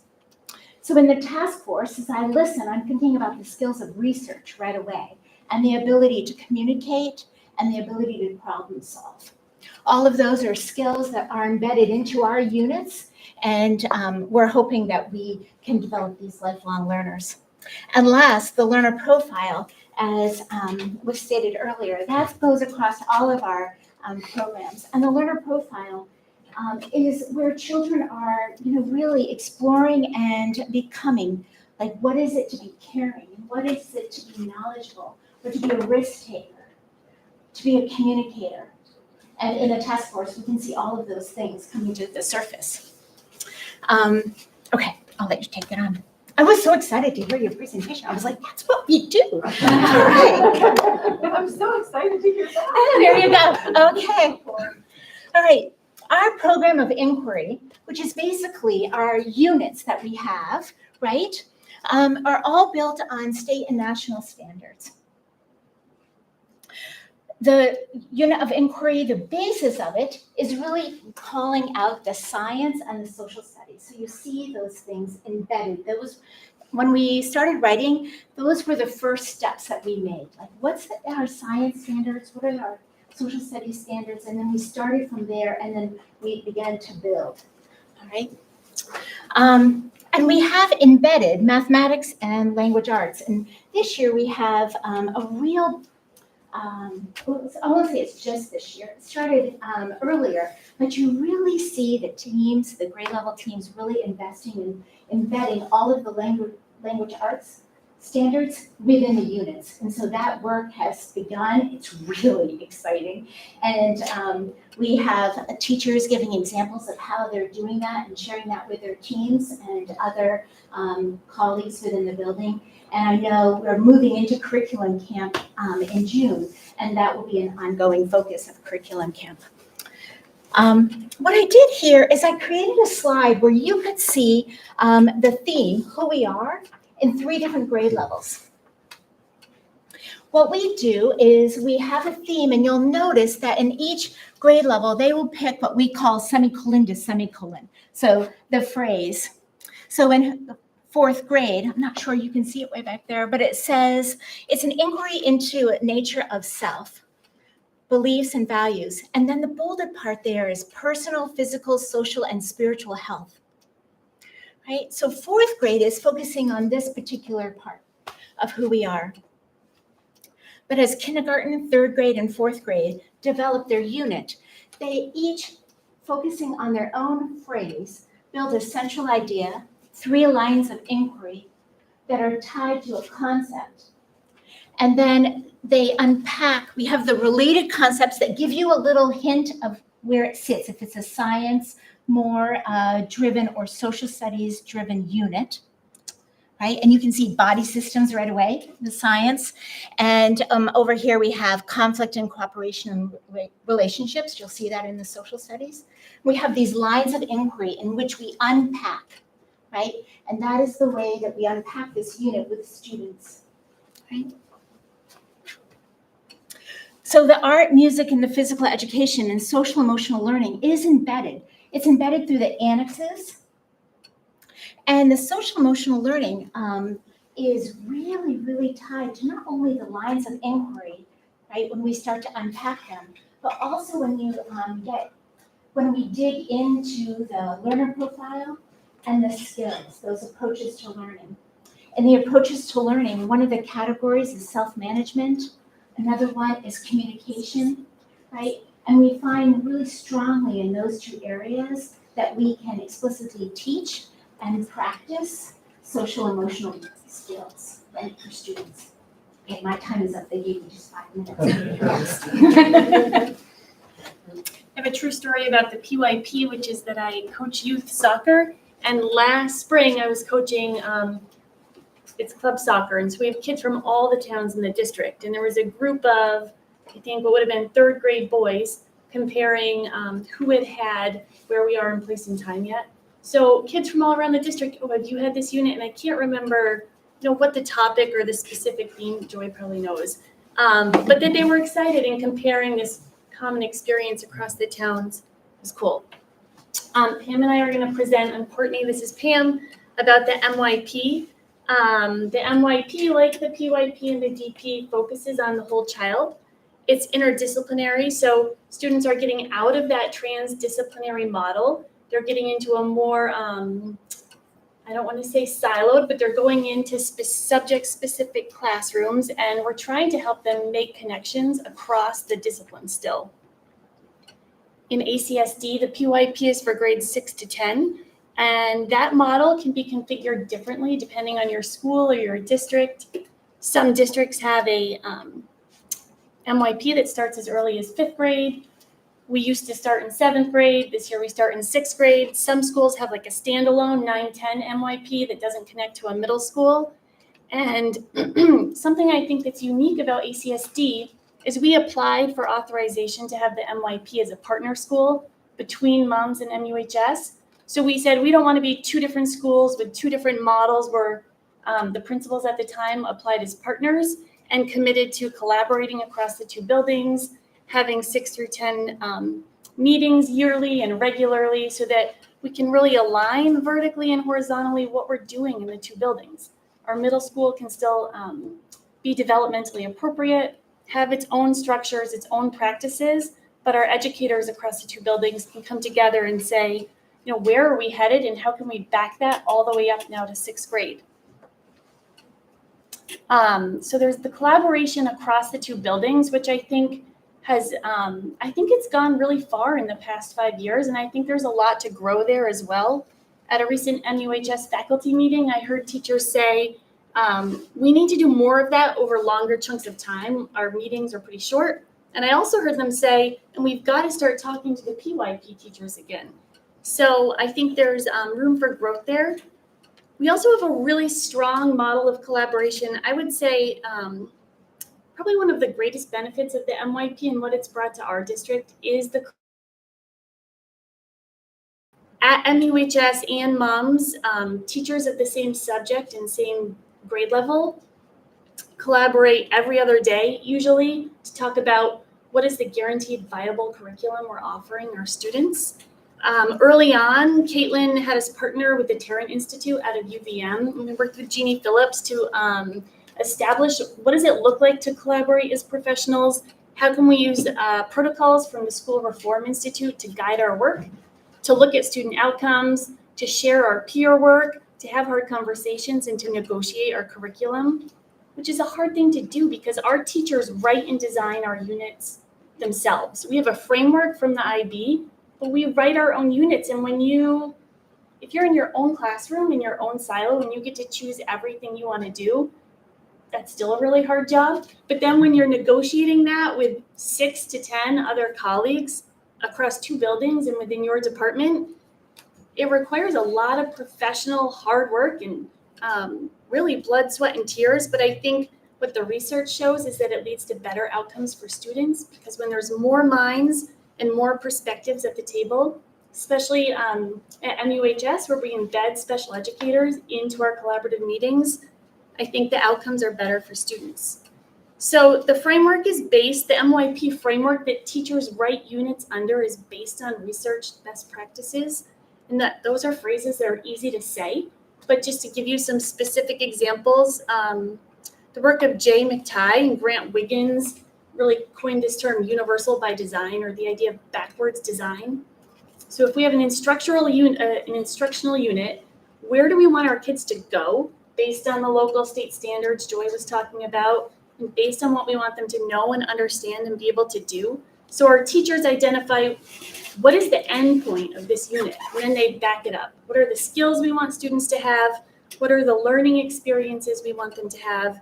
What are the hands-on inquiry-based opportunities we're going to give them?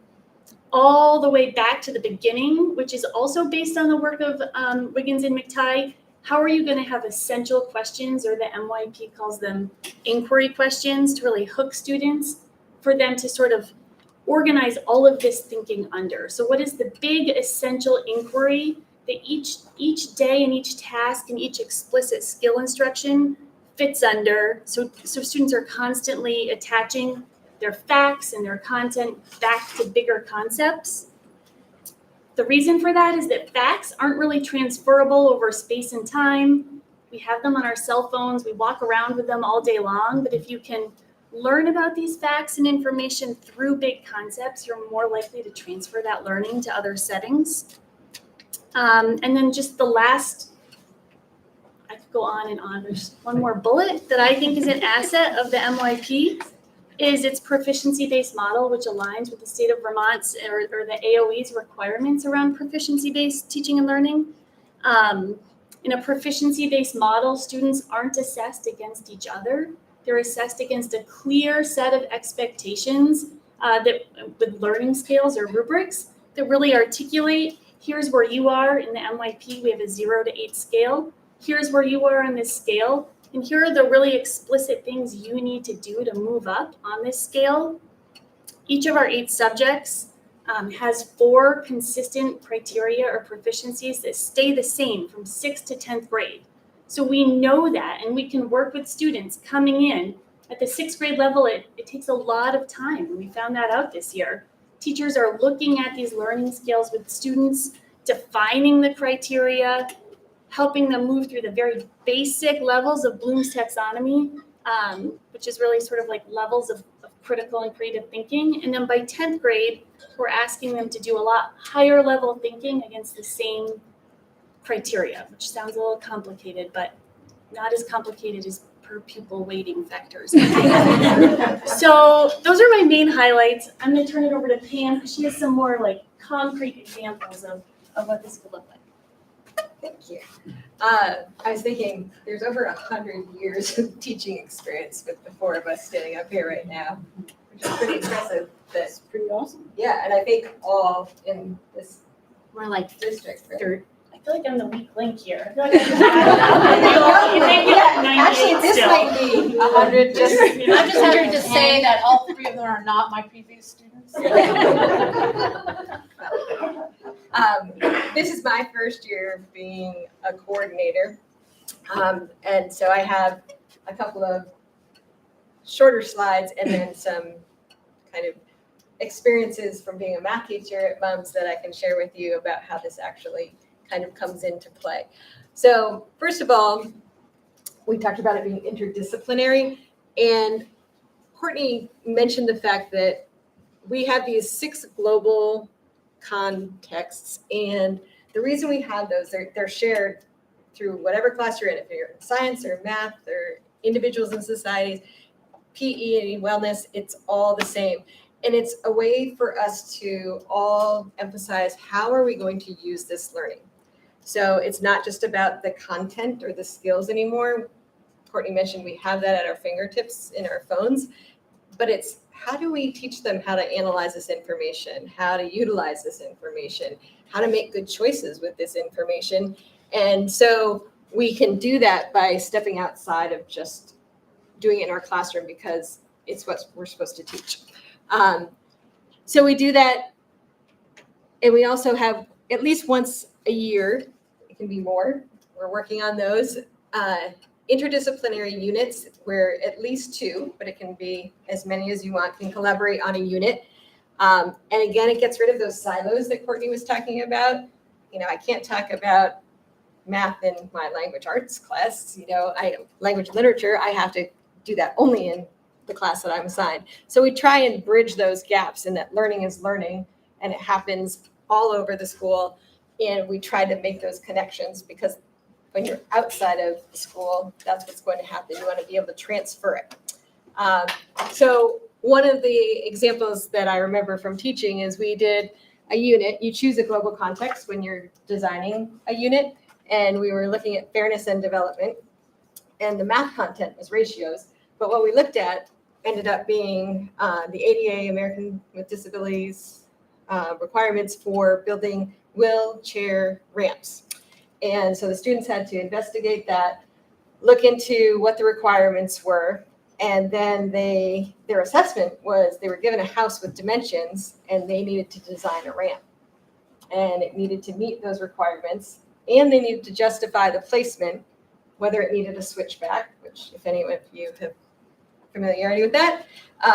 So some funny conversations happened because when they were looking at justifying where their placement was, some of them had the wheelchair ramps going right out into the road. So we had to have some conversations about why that wouldn't be a good idea. Or, if they didn't calculate correctly and had a super steep ramp, the arm strength of, somebody getting up there could be quite challenging.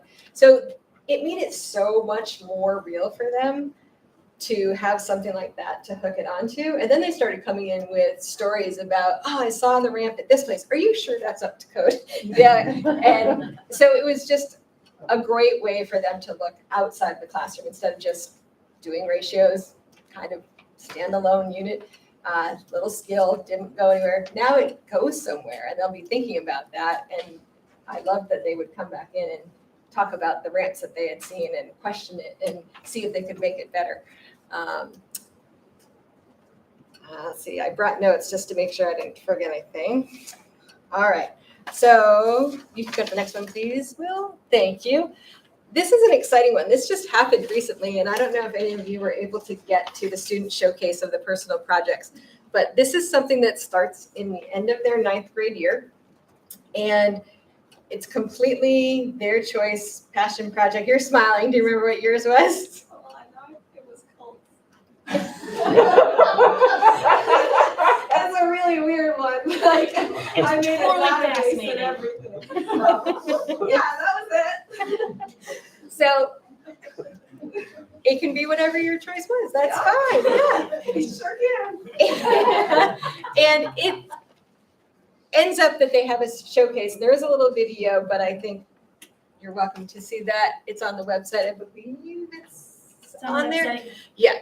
But basically, they get to have a product that demonstrates their learning. And so they have an inquiry, they have an action plan, and they have reflection on it. That's their part of it.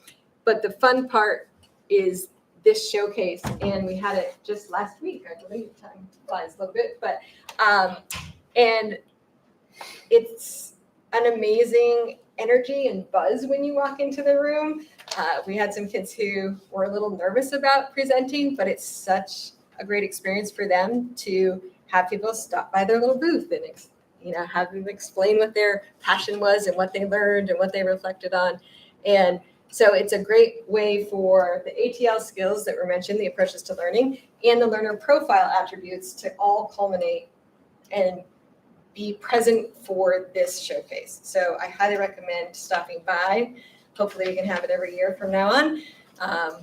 But it's an excellent way to get in choice. And like I said, the approaches to learning and the learner profile skills all in one project for them. All right. Okay. It's a DP. perfect bridge to the DP. Perfect bridge to the DP. I think it's great, the personal project, all students experience that, and it is really powerful for them to show up and make eye contact and communicate and talk about their work, and that all students do that.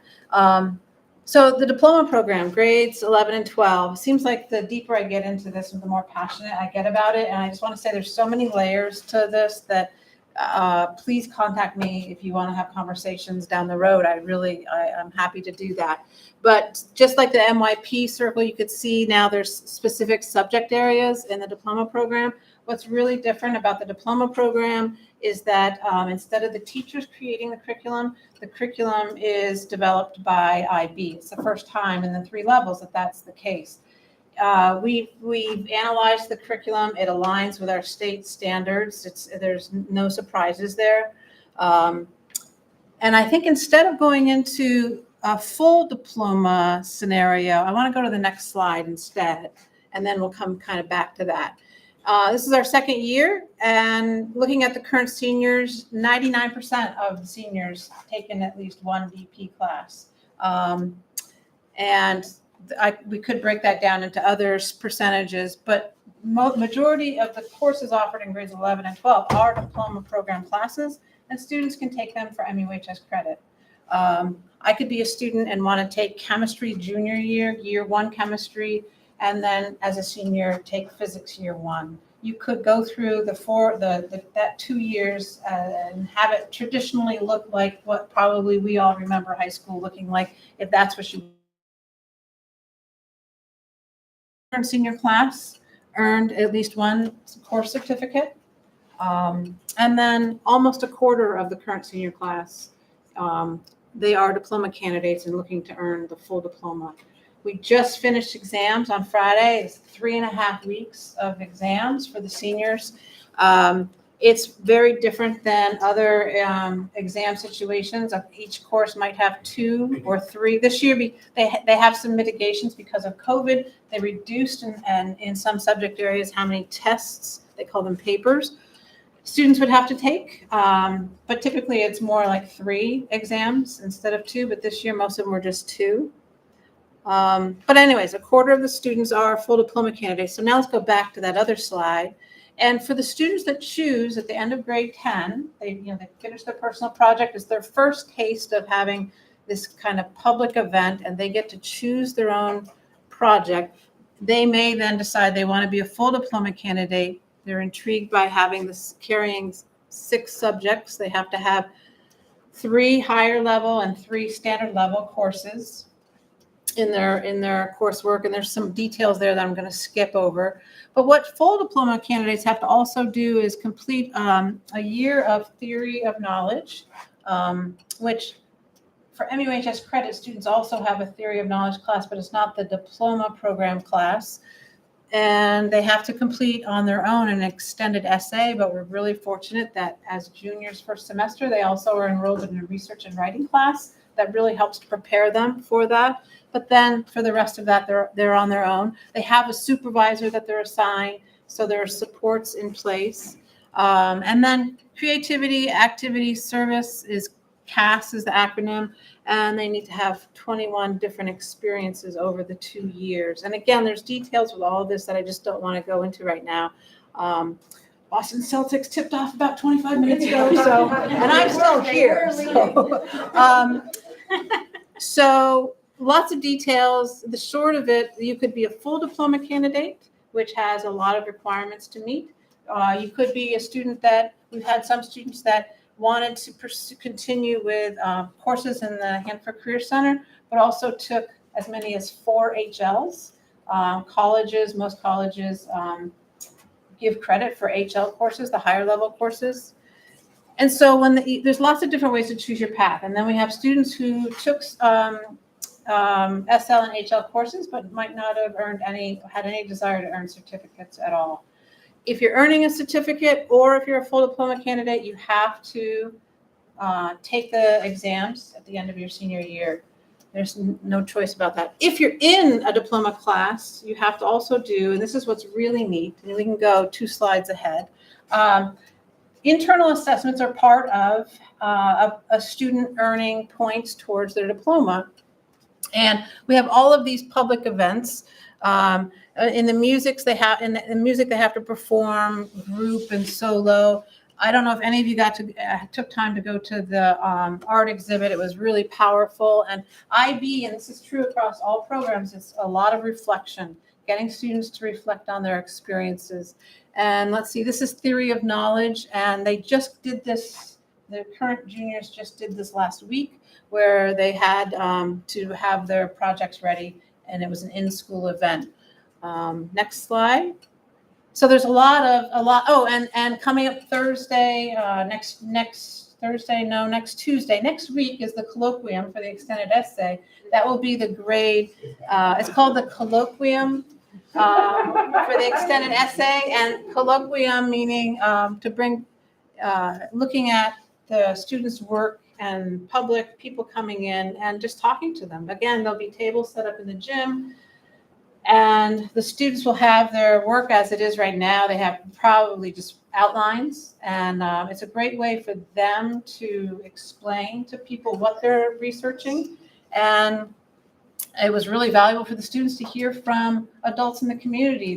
They said, oh, hey, have you thought about checking out this source? Or have you gone and talked to this person and interviewed them? It was really powerful for the students.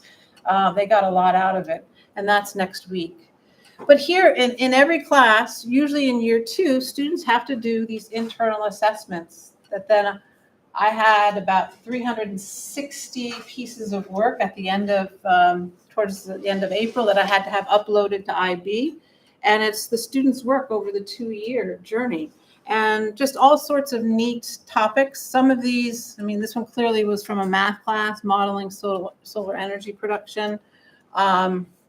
Here's a chemistry one that a current junior is, I think that's an EE right now, an extended essay right now, effects of temperature on combustion rate.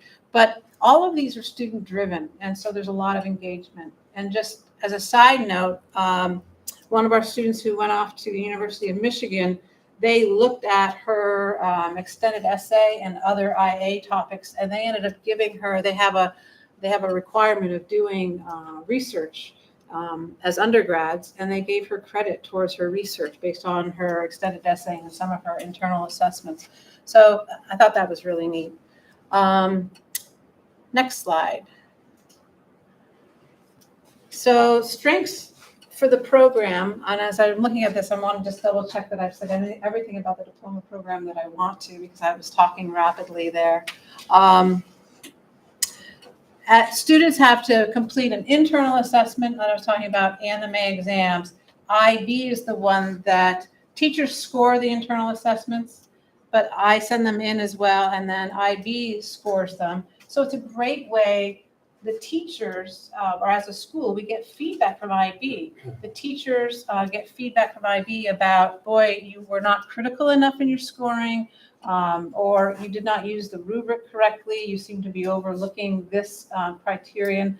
And so teachers do get feedback from the IB as well in their assessment practices. And then IB decides in early July, they will send out the scores and whether or not students have diplomas, and they will have it sent to them. So strengths of our district. Coherence of curriculum across schools and classrooms is huge. That's what this has allowed us to do. Sure, districts could try to do this on their own. It takes years and years, and with turnover, you're always like spinning wheels. I mean, we've really made huge advances with having consistency in the curriculum. Proficiency-based grading, that's another thing that many school districts have been struggling to try to figure out and come up with a system that is not only relevant, but fair, equitable, and effective. And this provides us with that vehicle. Shared research framework, IB is always, I'm always calling IB Answers for support with a lot of my detailed work. They're always there to help us. Common language, when we said that there's the approaches to learning, there's also IB command terms. So in 4th grade, if teachers start to use the same differentiate between, students will start to, they'll get that understanding of what differentiate means. But then when teachers in 8th grade use that, or 10th grade, it's the same. There's consistency. So we all are using the same command terms in a similar way. IB keeps us informed about current practices. Collaboration is huge. The MIP and the PYP could not survive without collaboration. It's critical to have that. And like Courtney said, that's provides an equitable experience for students to make sure that we're all on the same page. Oops, that was the last one as well. So I guess we would take questions if you have any. I know that was really fast, but we tried to stay short. Thank you. Questions? One of the questions I had, and one of the board members asked it before, and you referred them to this presentation, was if you have a new teacher coming into the district who's not IB, uh, whatever, initiated, what does that mean and how do you deal with it? I don't know whose question that was, but was it yours, Bob? Yeah. I was actually thinking when Barb asked that, we could touch on it in this presentation, but I think back to the collaborative practices, when it's working well and when it's happening the way it should, and I would say there's pockets in our district where the collaboration is like state of the art, if that's possible. It's so strong in these pockets. When a new teacher comes in, that team, whether it's a grade level team in the PYP or the individuals and societies department at one of our secondary schools, they can wrap around that new teacher, and we've seen it happen, and bring them in and sort of bring them up in a more authentic way, I think, than any external training could, which isn't to say they might not also go and have an external training at some point, but I think where it's going well, our local teachers are the super experts, I would say. I would add to that I think you might have mentioned in your question, the whole department of the math department leaving, and I was like, okay, so who's going to wrap around them? One of the other things that's a benefit is the unit planners that we use are housed in Manage Back, and we have a Google Drive of support documents. So the teachers coming in have access to all the previous work because of the MYP framework that we've written it under. So that's helpful. And then at the DP level, each teacher does have to be trained. It doesn't have to happen immediately. It's certainly nice if, let's say, a new math teacher comes in, there's already a math teacher who might be teaching that or has taught that subject to help support them. That's not always the case. We had 2 new math hires last year. They both had to get trained, and they were wonderful. They got trained very early on. I think it was early September, and they both got trained. But certainly IB understands that you're going to have new faculty, you're going to have turnover, so they don't expect it to happen immediately. But I feel like we all put a lot of time into teacher support as well, and so that piece is important. Just following up a little bit on that. So when there's a large turnover, are you concerned? Do you see some challenges there? Since, over this, it looks like there's quite a few teachers that are going to be new come this fall. And what do you see as the challenges there? It's really hard. Yeah. It stinks, for sure. Yeah. Especially with a whole department. I think the challenges are obvious. You all discussed them sort of at length, and I think what remains, like Pam said, are the units that have been collaboratively designed over time. Those remain. The coordinators remain, and I think I speak for all of us when I say we work individually one-on-one with teachers every day to support them. And I think the other model that we've been leaning into that's really effective is instead of sending individual folks out to train, at least in the MYP, right now, in fact, we have a trainer here who's a principal in Montreal training our high school math department. So to bring one person here to look at our context and work with a group of folks instead of sending individuals all over separately is pretty powerful. So the challenges you bring up, I think, are they are what they are, and I think we're lucky to have some of the supports in place we can to triage the situation. Thank you. When looking at the PYP collaborative teams and thinking about next year, when you take a look at those teams are really solid, and we'll have new hires come onto those teams, but the teams have their units, right? And they have taught those units before, and so bringing somebody new in, they're not coming in with no supports, right? Even if they were hired in a school where they're the only, third grade teacher, the only second grade teacher, they have the whole collaborative team of second grade and third grade teachers to support them. Mary had this. Yes, I'm curious, I know you talked a little bit about annexes and kind of arts and sort of specials and incorporating that into the PYP. I'm curious how in the secondary schools in the MYP, and DP, how art and music are treated and whether or not there's kind of coordination with the sort of depth of inquiries. And the reason I ask is because, we've heard from families and students that there are students who end up either feeling like they don't have room for it in their schedules, or that art or music has become more sort of academically focused rather than just enjoying a creative process. And I'm just wondering how you're tangoing with that issue and how you guys treat those particular subjects. MYP, when they say they're a whole child model, they do stress and emphasis on treating all 8 of those subjects equally, which I think is a shift from our traditional, we have our core subjects, and then some students take art and some students take music, some students take language acquisition. Instead, now we have pretty much all students taking all of those subjects at the middle school. At the high school, there's subject group flexibility, so based on your context and your school's needs, you can cut 2 of those subjects if you think it's the best thing for your context. At the high school, we actually don't offer the official MYP Arts and Design. We still offer Arts and Design at the high school, but students aren't required to take them.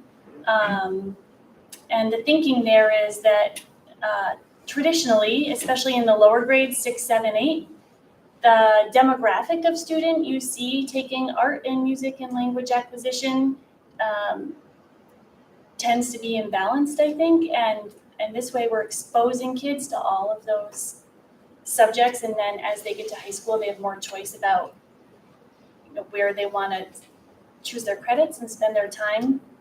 As far as that more academic part, someone said this, the IB is they ask us to reflect all the time. And I think what students are probably responding to is teachers asking them to reflect on their performance or reflect on their art piece.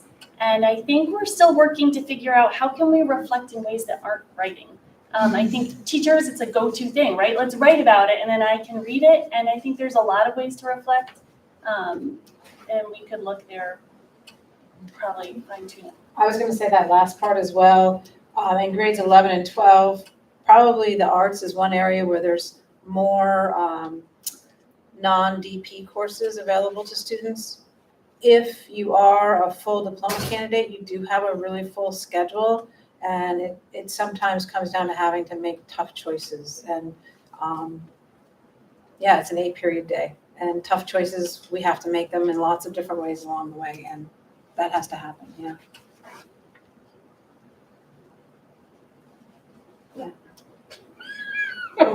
No problem, I'm just behind you. The other thing, I was just gonna add about the 8 subject groups in the MYP, there's a minimum number of hours you have to meet. So it's actually 50 hours per subject. So the MYP doesn't say treat all of the subjects equally with the same amount of time. It's more of a provide this minimum amount of exposure in this subject. And you figure out locally how you're gonna do that. That has proven to be easier said than done, just with scheduling constraints. How do you design that? But it's not run all 8 all year, it's give exposure to all 8. Sorry. That's okay, no problem. So my question is one that has been asked in the past, and may or may not have necessarily been answered with as much clarity as some might like. It revolves around students that are on IEPs. So anybody with a special needs, whether it's a specific learning disability, intensive learning disability, whatever, how does that learning fit into IB? I mean, I've done the theory of knowledge class, so I know how intense that is. So I'm wondering, how do these students work through the IB program?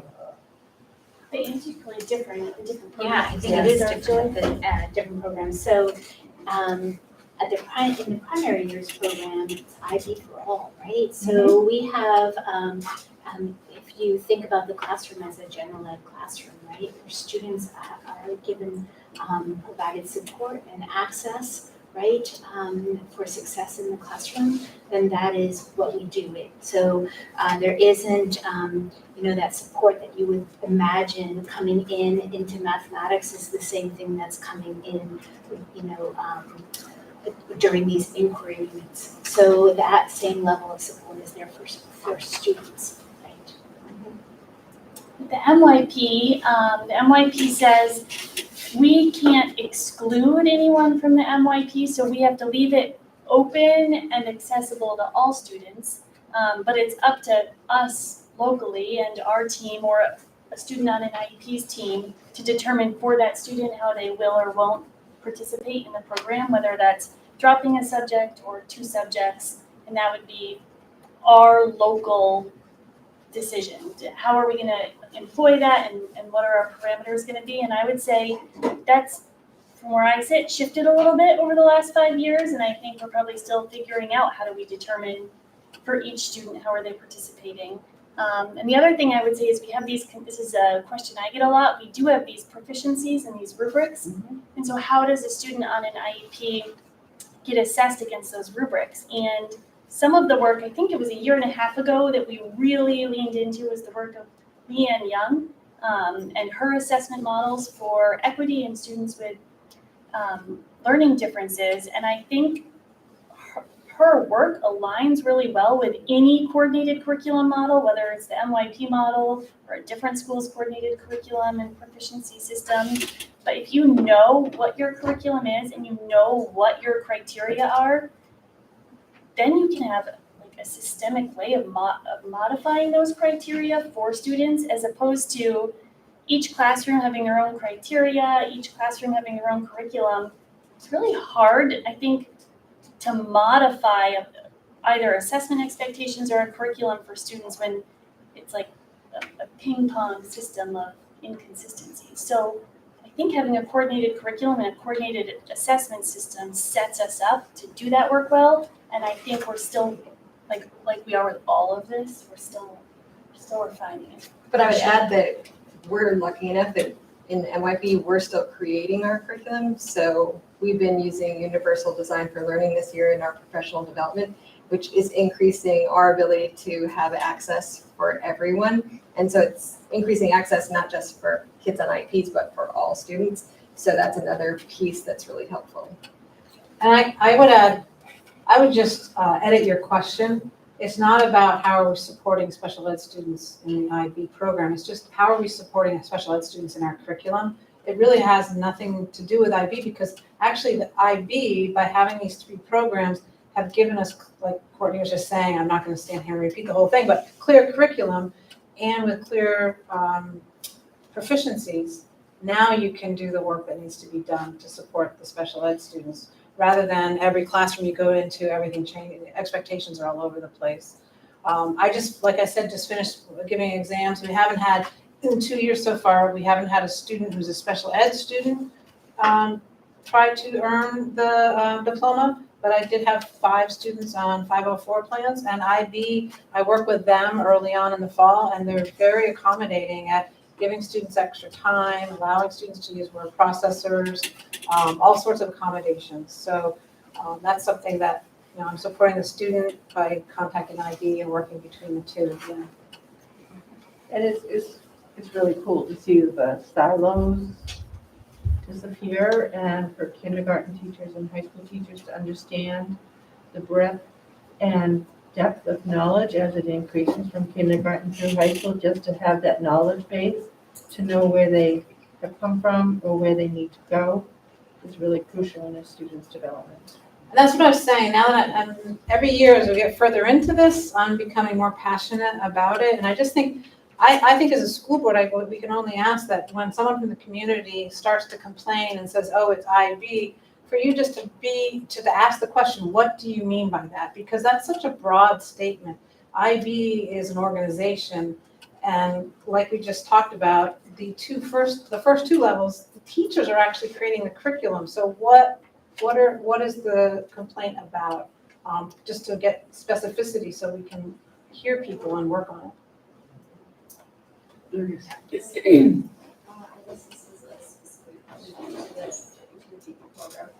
but I just wanted to ask what like specifically is being done to mitigate stress levels at, I guess, the high school level, and are there new strategies being brought into that, or are there new ideas about how it can be, the stress situation at the high school can be? Yeah, the students who are full diploma candidates, they are stressed. And that doesn't help you for me to stand here and say that, but stress is a reality in that program. And I know I've been doing a lot of reading and research, like what are schools doing to try to relieve that stress? Because for full diploma candidates, we cannot get rid of the extended essay. We cannot get rid of CAS. So there's only so much we can do, but somehow we have to find a way to support students who are feeling the stress. Because they're asked to do a lot. They have a lot going on at the same time. And we want them playing sports, we want them to take part in activities, but they have very full days, and trying to figure out how to balance that is really difficult. So I guess in my answer to you, we know that it's really stressful, but I don't have a magical answer. But certainly, if students have ideas, we'd love to hear some possibilities. But yeah, I guess that could be, I think, communicated more openly. There could be more channels of doing that. Just because I think at some point it's whatever you can say that, oh, it is stressful, and that is the reality of high school. And whether we were doing AP or IB, it would be stressful. But at some point, I feel like there has to be more communication, and also just things as simple as having TOK not graded as like part of a transcript, or having a proficiency grade for that. Like, I think it just, something needs to change a little bit, because while I really love the diploma program and I love my classes, it's, every week you get through the week and then you're like, it can't get harder, and then it gets harder. And so it just, especially communication, because I think sometimes it's just not felt in like the classes, it's just not felt that there's communication at all. Justin, do you want to add to that? Yeah, just a couple of specifics, and not to get too far into the weeds, but I think there are a few things that are specific to the diploma programs, and you and I have talked about one of them. I think there's a few things that we have control over, right? And so personal fitness course is one of them that's required of all students. So it's not unique to the diploma program students, but when you have this coursework that you're doing, which takes much of your day, and then we add on things beyond that, it gets pretty intense. So that's a locally imposed piece of potentially the stress. We have typically had a 7-credit rule at the high school, so that's another piece. I think also the distribution of courses we have. We offer, I think, a wide range of courses, and I wonder about if that number were to decrease, so we had maybe more sections of some courses. I think that would make scheduling easier. It would be, on the other hand, it would mean not offering something that students like you might be really passionate about. But if there were 2 sections or more students in a particular course, I think that might be a way to potentially alleviate the stress. I'm not in any way opposing, it is a very challenging program, but I think there are changes that we could entertain potentially, certainly with feedback from students, that might help that a bit. Yeah, and I do want to make it clear that I'm not in any way like saying that like that thing he says like IB is bad or anything, because I genuinely really enjoy my courses and I find them really interesting, and I enjoy that a lot. But also there's that aspect of I want to be able to enjoy them and not to, I have my homework with me. So there's that, like I there's always this kind of thing of like, if you can be doing something, you can be doing work. And yeah, I appreciate things like that, things like the fitness requirement there's a half credit to get done somewhere. I think the IB program is really useful. I'm gonna graduate with like 7 history credits out of like 4 usually. So, and like I've been waived for college courses or waived for prerequisites to take a college course, which mostly because of IB. But it's just that stress aspect that can really kind of weigh down the really great things about the course. All right. Last question. One last question, okay. And this is kind of getting back to kids with special needs as far as curriculum. And so I've had experience in moms, subbing, and so I've done like a special educator helping math, and then helping those same kids in the regular classroom. And the experience that I see is they shut down in that classroom, right? Because they don't know the material. It's better to maybe act bad or than to, not know and be considered, dumb, in their mind, that kind of thing. So, how are we getting our arms around that? Because of all my experience, that's what I've walked away with, and it's kind of heartbreaking, working maybe one-on-one, and they're really willing to let me work with them, but then in the classroom setting, they don't really want you coming up and helping them, and they just don't do the work. I think Peter started out this very long superintendent's report, if that's what we're still in, item E, with talking about the difference between, I think that's what we're still in. We are, yep. He was talking about the difference, or like this tension between social emotional learning and curriculum, and whether, I think it was the MYP units or just other random units, perhaps also designed off the work of Wiggins and McTighe, that were following the state standards, which we have to do to some extent. I think we'd be feeling that tension. There are some aspects of the MYP that I think maybe the rubrics, for example, that we could open up, or like Pam said, if we could make our units, our tier 1 more universal and more accessible, it might alleviate some of that. And then I just also want to say that's a real tension, for sure. And it was when I taught at MUMS 9 years ago, and it definitely is now. Yeah. Would you add anything to that? Conversations about how we use our intervention, so as kind of a pre-teaching model, so that they have as much opportunity as possible to kind of process some of the information before they head into that math class, and then the teachers understanding that and giving them immediately an opportunity to be successful, so they feel like, oh, I've got this. So the teachers are very skilled at varying their levels of questioning based on students. I think Chip went outside for a second. Oh, I thought somebody fell. Yeah. No, just a board member. What I'm seeing though is when I'm working one-on-one, the level that they're working at is like, it could be 2nd grade level and 3rd grade level. And then they're in a classroom, maybe trying to do 6th or 7th grade level. And it's a large gap. It is a large gap, and we have been trying to address that for a long time. Yeah. And so, trying to have a variety of entry points, we have these things called low floor, high ceiling tasks, because we have such huge diversity of capability, as you mentioned. So if you have really good tasks that have been collaboratively developed, then you have entry points for anybody at any level. So that's what we aspire to. Yeah. Thank you. Thank you all. Thank you. It's really great to see you all in one place.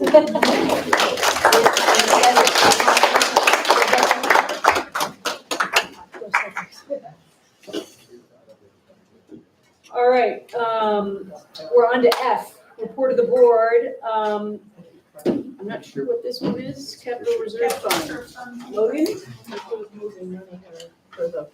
Is this you? This is me. Okay. I was How about it? unclear whether or not this got posted to board pack this afternoon. I never got confirmation from Sharon, so Yes. you guys might not know about this. It's on there. It's on there. All right, I brought copies just in case. It's on there, great. So, when was this, in January? Do you have copies of other folks? Yeah, you're welcome. there after I printed. It comes on late in the day, we don't look at our computers every minute. Yeah, I looked at it first thing in the morning and printed. Sorry. And I hate to read all of them. I got it right. Okay. Okay, go ahead. Yeah, so at the December board, at one of the December board meetings, Bruce made a presentation about a possible use of the unassigned fund balance from the prior year. So the board approved the unassigned fund balance to move to the capital reserve fund. Bruce made a presentation about a proposed use of those funds, which is renovating the high school kitchen. This would be completing the loop of having the board make a motion to use funds in the capital reserve for the high school kitchen renovation. Okay. Peter.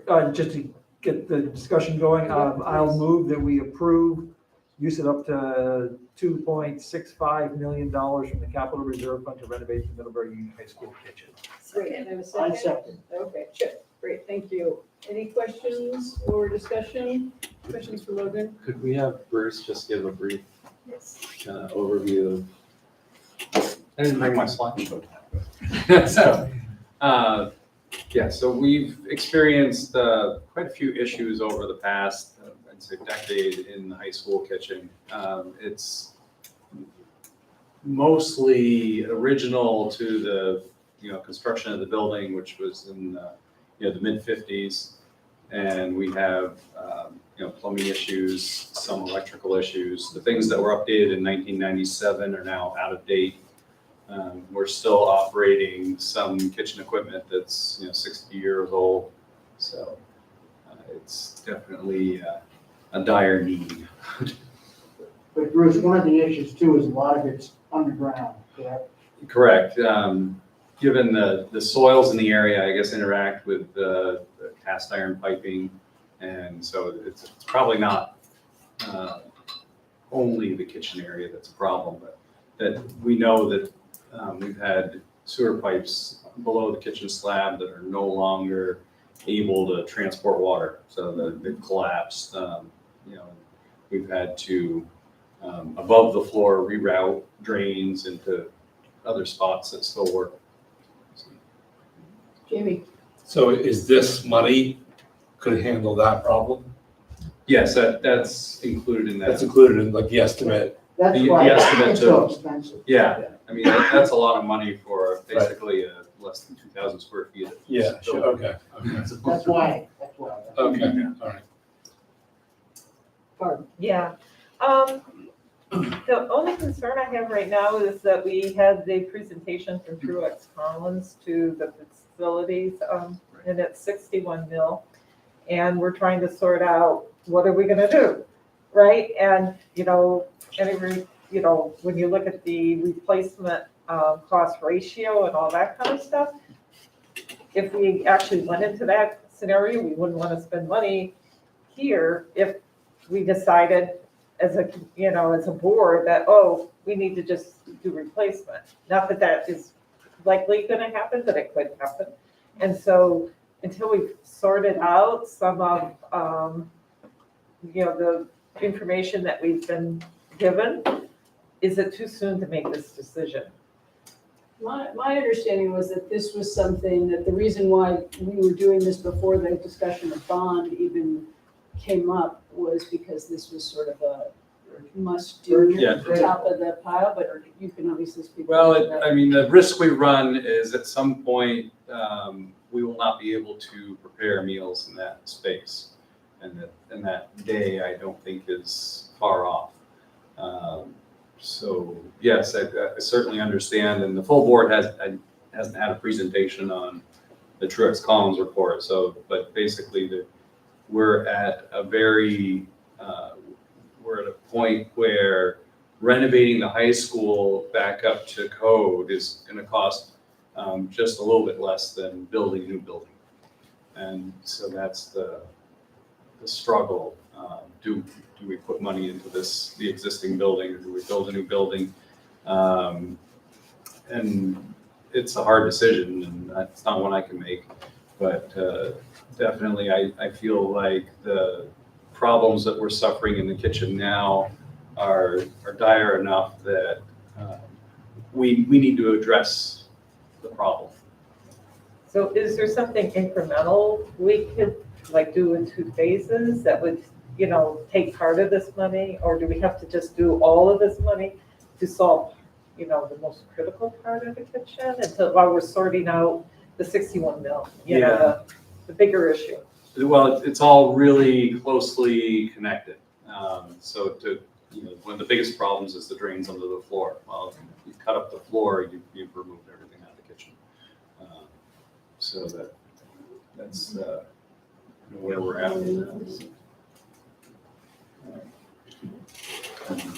Yeah, I mean, I think it's, I think back to the other things we've done at the high school. So we did the bathrooms 3 or 4 years ago, was it? Yes. I mean, we have a lot of kind of incremental $1 and $2 million projects in the high school. And I guess, given that, if I think of the likelihood of the community saying, yeah, let's build a new high school with all the other kinds of change we've been through, it doesn't, and again, we haven't got, I don't want to put stuff out there and say put any kind of stamp out there right now, but I guess it seems like, given all of the factors at play and the fact that the kitchen's in such bad shape, that it makes sense to invest in it.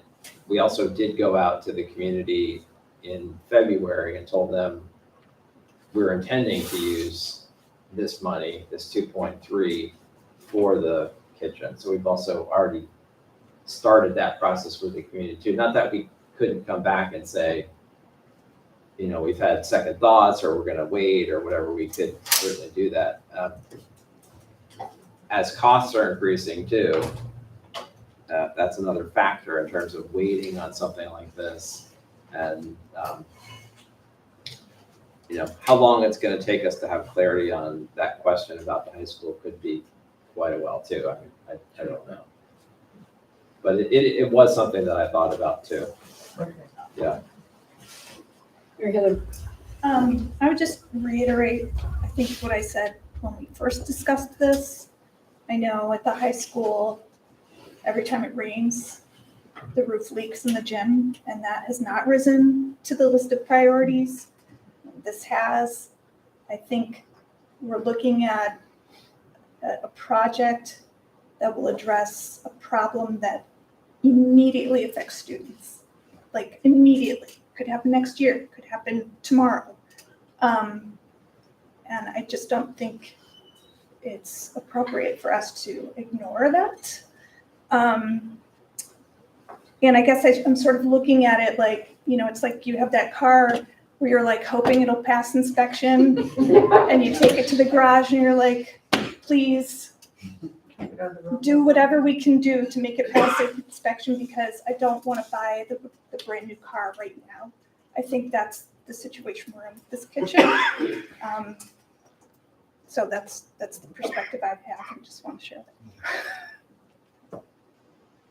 There's also just the benefit of, I don't know how many of you have eaten at the high school, but the food is really good. Since this is the first year that we've taken on all military schools with our own food service, and it's quite good. So there's kind of more pride in it too, as opposed to when we were just contracting out. Sure. But it impacts, breakfast, lunch, students need this service. This is an immediate impact to students. So. All right, so we've got a motion on the table. Should we? Yes. Chip seconded it. Peter raised it. Are we ready to take a vote, or are there more questions or comments? All right, all those in favor, please say aye. Aye. Any objections? Any abstentions? Say flavor. Yeah, I thought she said flavor, but that's okay. It's getting late. Sorry about that. Great. If we get to build a new school, we can build it around the kitchen. If you decide to build a new school before we go out to bid. Yeah. I got that. Yeah. Okay, I'll just say the policy D1, this isn't for discussion tonight. It was just to get it on the agenda because we're gonna warn it for 2 weeks to vote on it. It sort of rose to the top because, as you saw, it talks about graduation requirements, and Caitlin felt that time was of the essence. So that, unless Mary has something she No, wants to add that's, to that. no. Unless Caitlin wants to talk about why we're reducing theory of knowledge to 0.5 versus 1. But Nargis should have stayed. What's that? The Nargis should have stayed. Well, no, but what does it impact a diploma candidate, right? So if Nargis is pursuing the full diploma, this change would not impact her. Okay. The concept is that theory of knowledge is a full year course. It's offered in the spring and then fall semester, spring of junior year, fall of senior year, so that students take it concurrently with all of their 6 subject areas in the diploma program.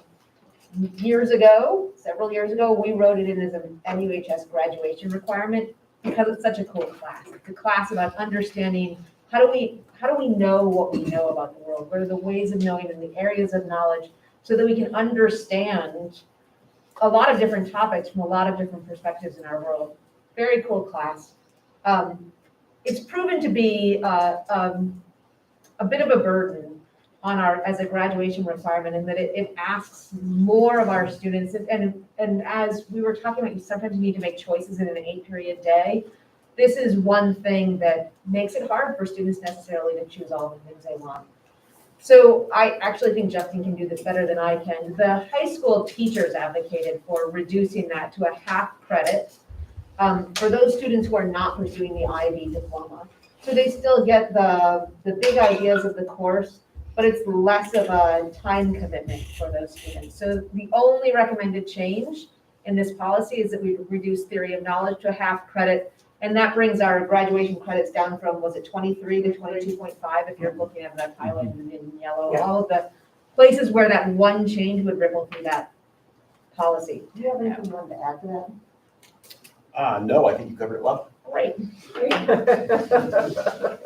All right, with that being said, I'm gonna skip other, and we're going to, can I have a motion to adjourn into executive session? Into executive session, discuss personnel. I have a question. Yes. Being a little bit new here, on what basis, aside from time, do we skip other? Time. I just thought, Okay. do you have another that you wanted to raise? I do. Oh, all right, go ahead. How bad is it? I don't know. So I'll try to be very quick. Is that okay? Yep. One is that I would just like to voice my, support, I guess, for the folks who spoke tonight about public comment. I'm concerned about that issue, and I think the change that we've made to sort of curtail or sort of silo those things should be a debate we should have as a group. The second one, I'll be very brief again, is that I think we have a small problem, and that problem stems from a discussion we had on our policy committee, which was whenever that was, a couple days ago.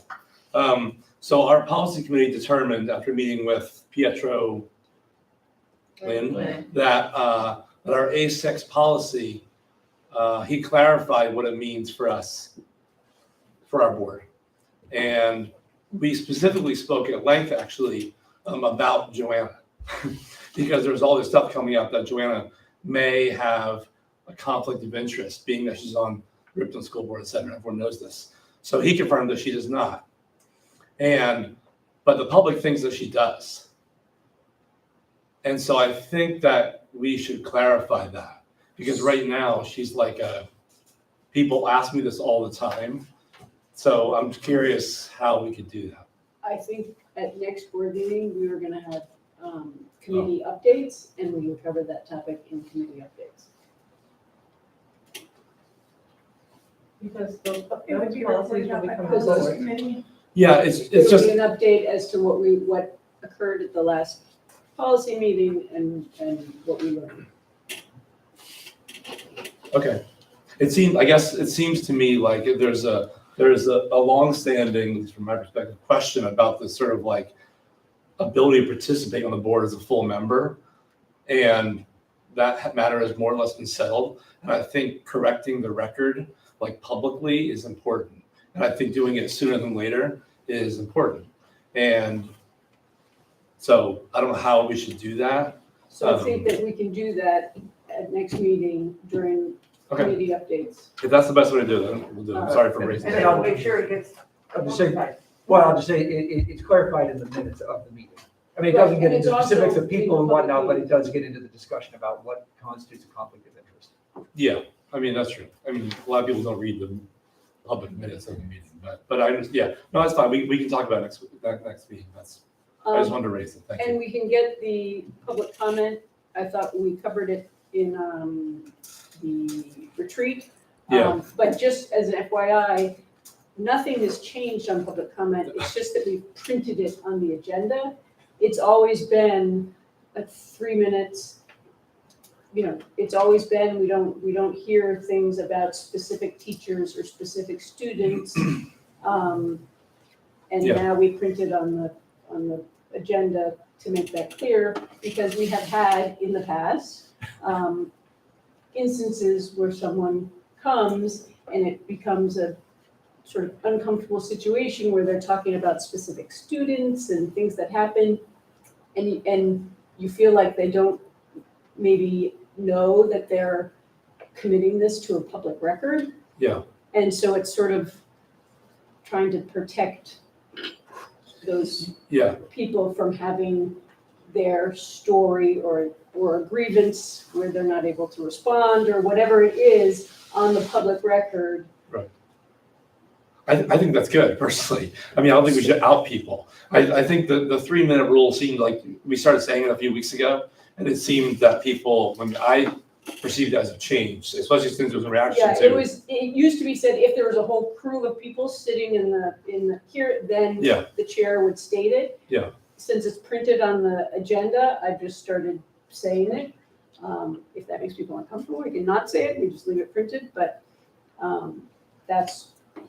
but I think we can take this up in August. We need to have more discussion on this. Yeah. I know it's controversial, this is not the time to do it. Yep. Okay, I didn't. Some of us that don't feel the same as you, Jane, so I mean, I think we need to be very clear on the board as to what our role should be. I agree, that's why I brought it up. And at one point, the board had established norms. Right. And I think that maybe it might be good, they're in the minutes somewhere, I can go find them. But I can drag them back out, because we did establish them once for what the board norms were as far as interacting and working together. Okay. So we can pull them back up, find out if they still work for us. If they Okay. don't, Yeah, we can take them. I'm happy to do that. Great, Thank you. thank you. And I'm sorry, I skipped other because I assumed nobody had. That's fine. No. When you assume. I know, exactly. Gets you in trouble. Kicked in the head.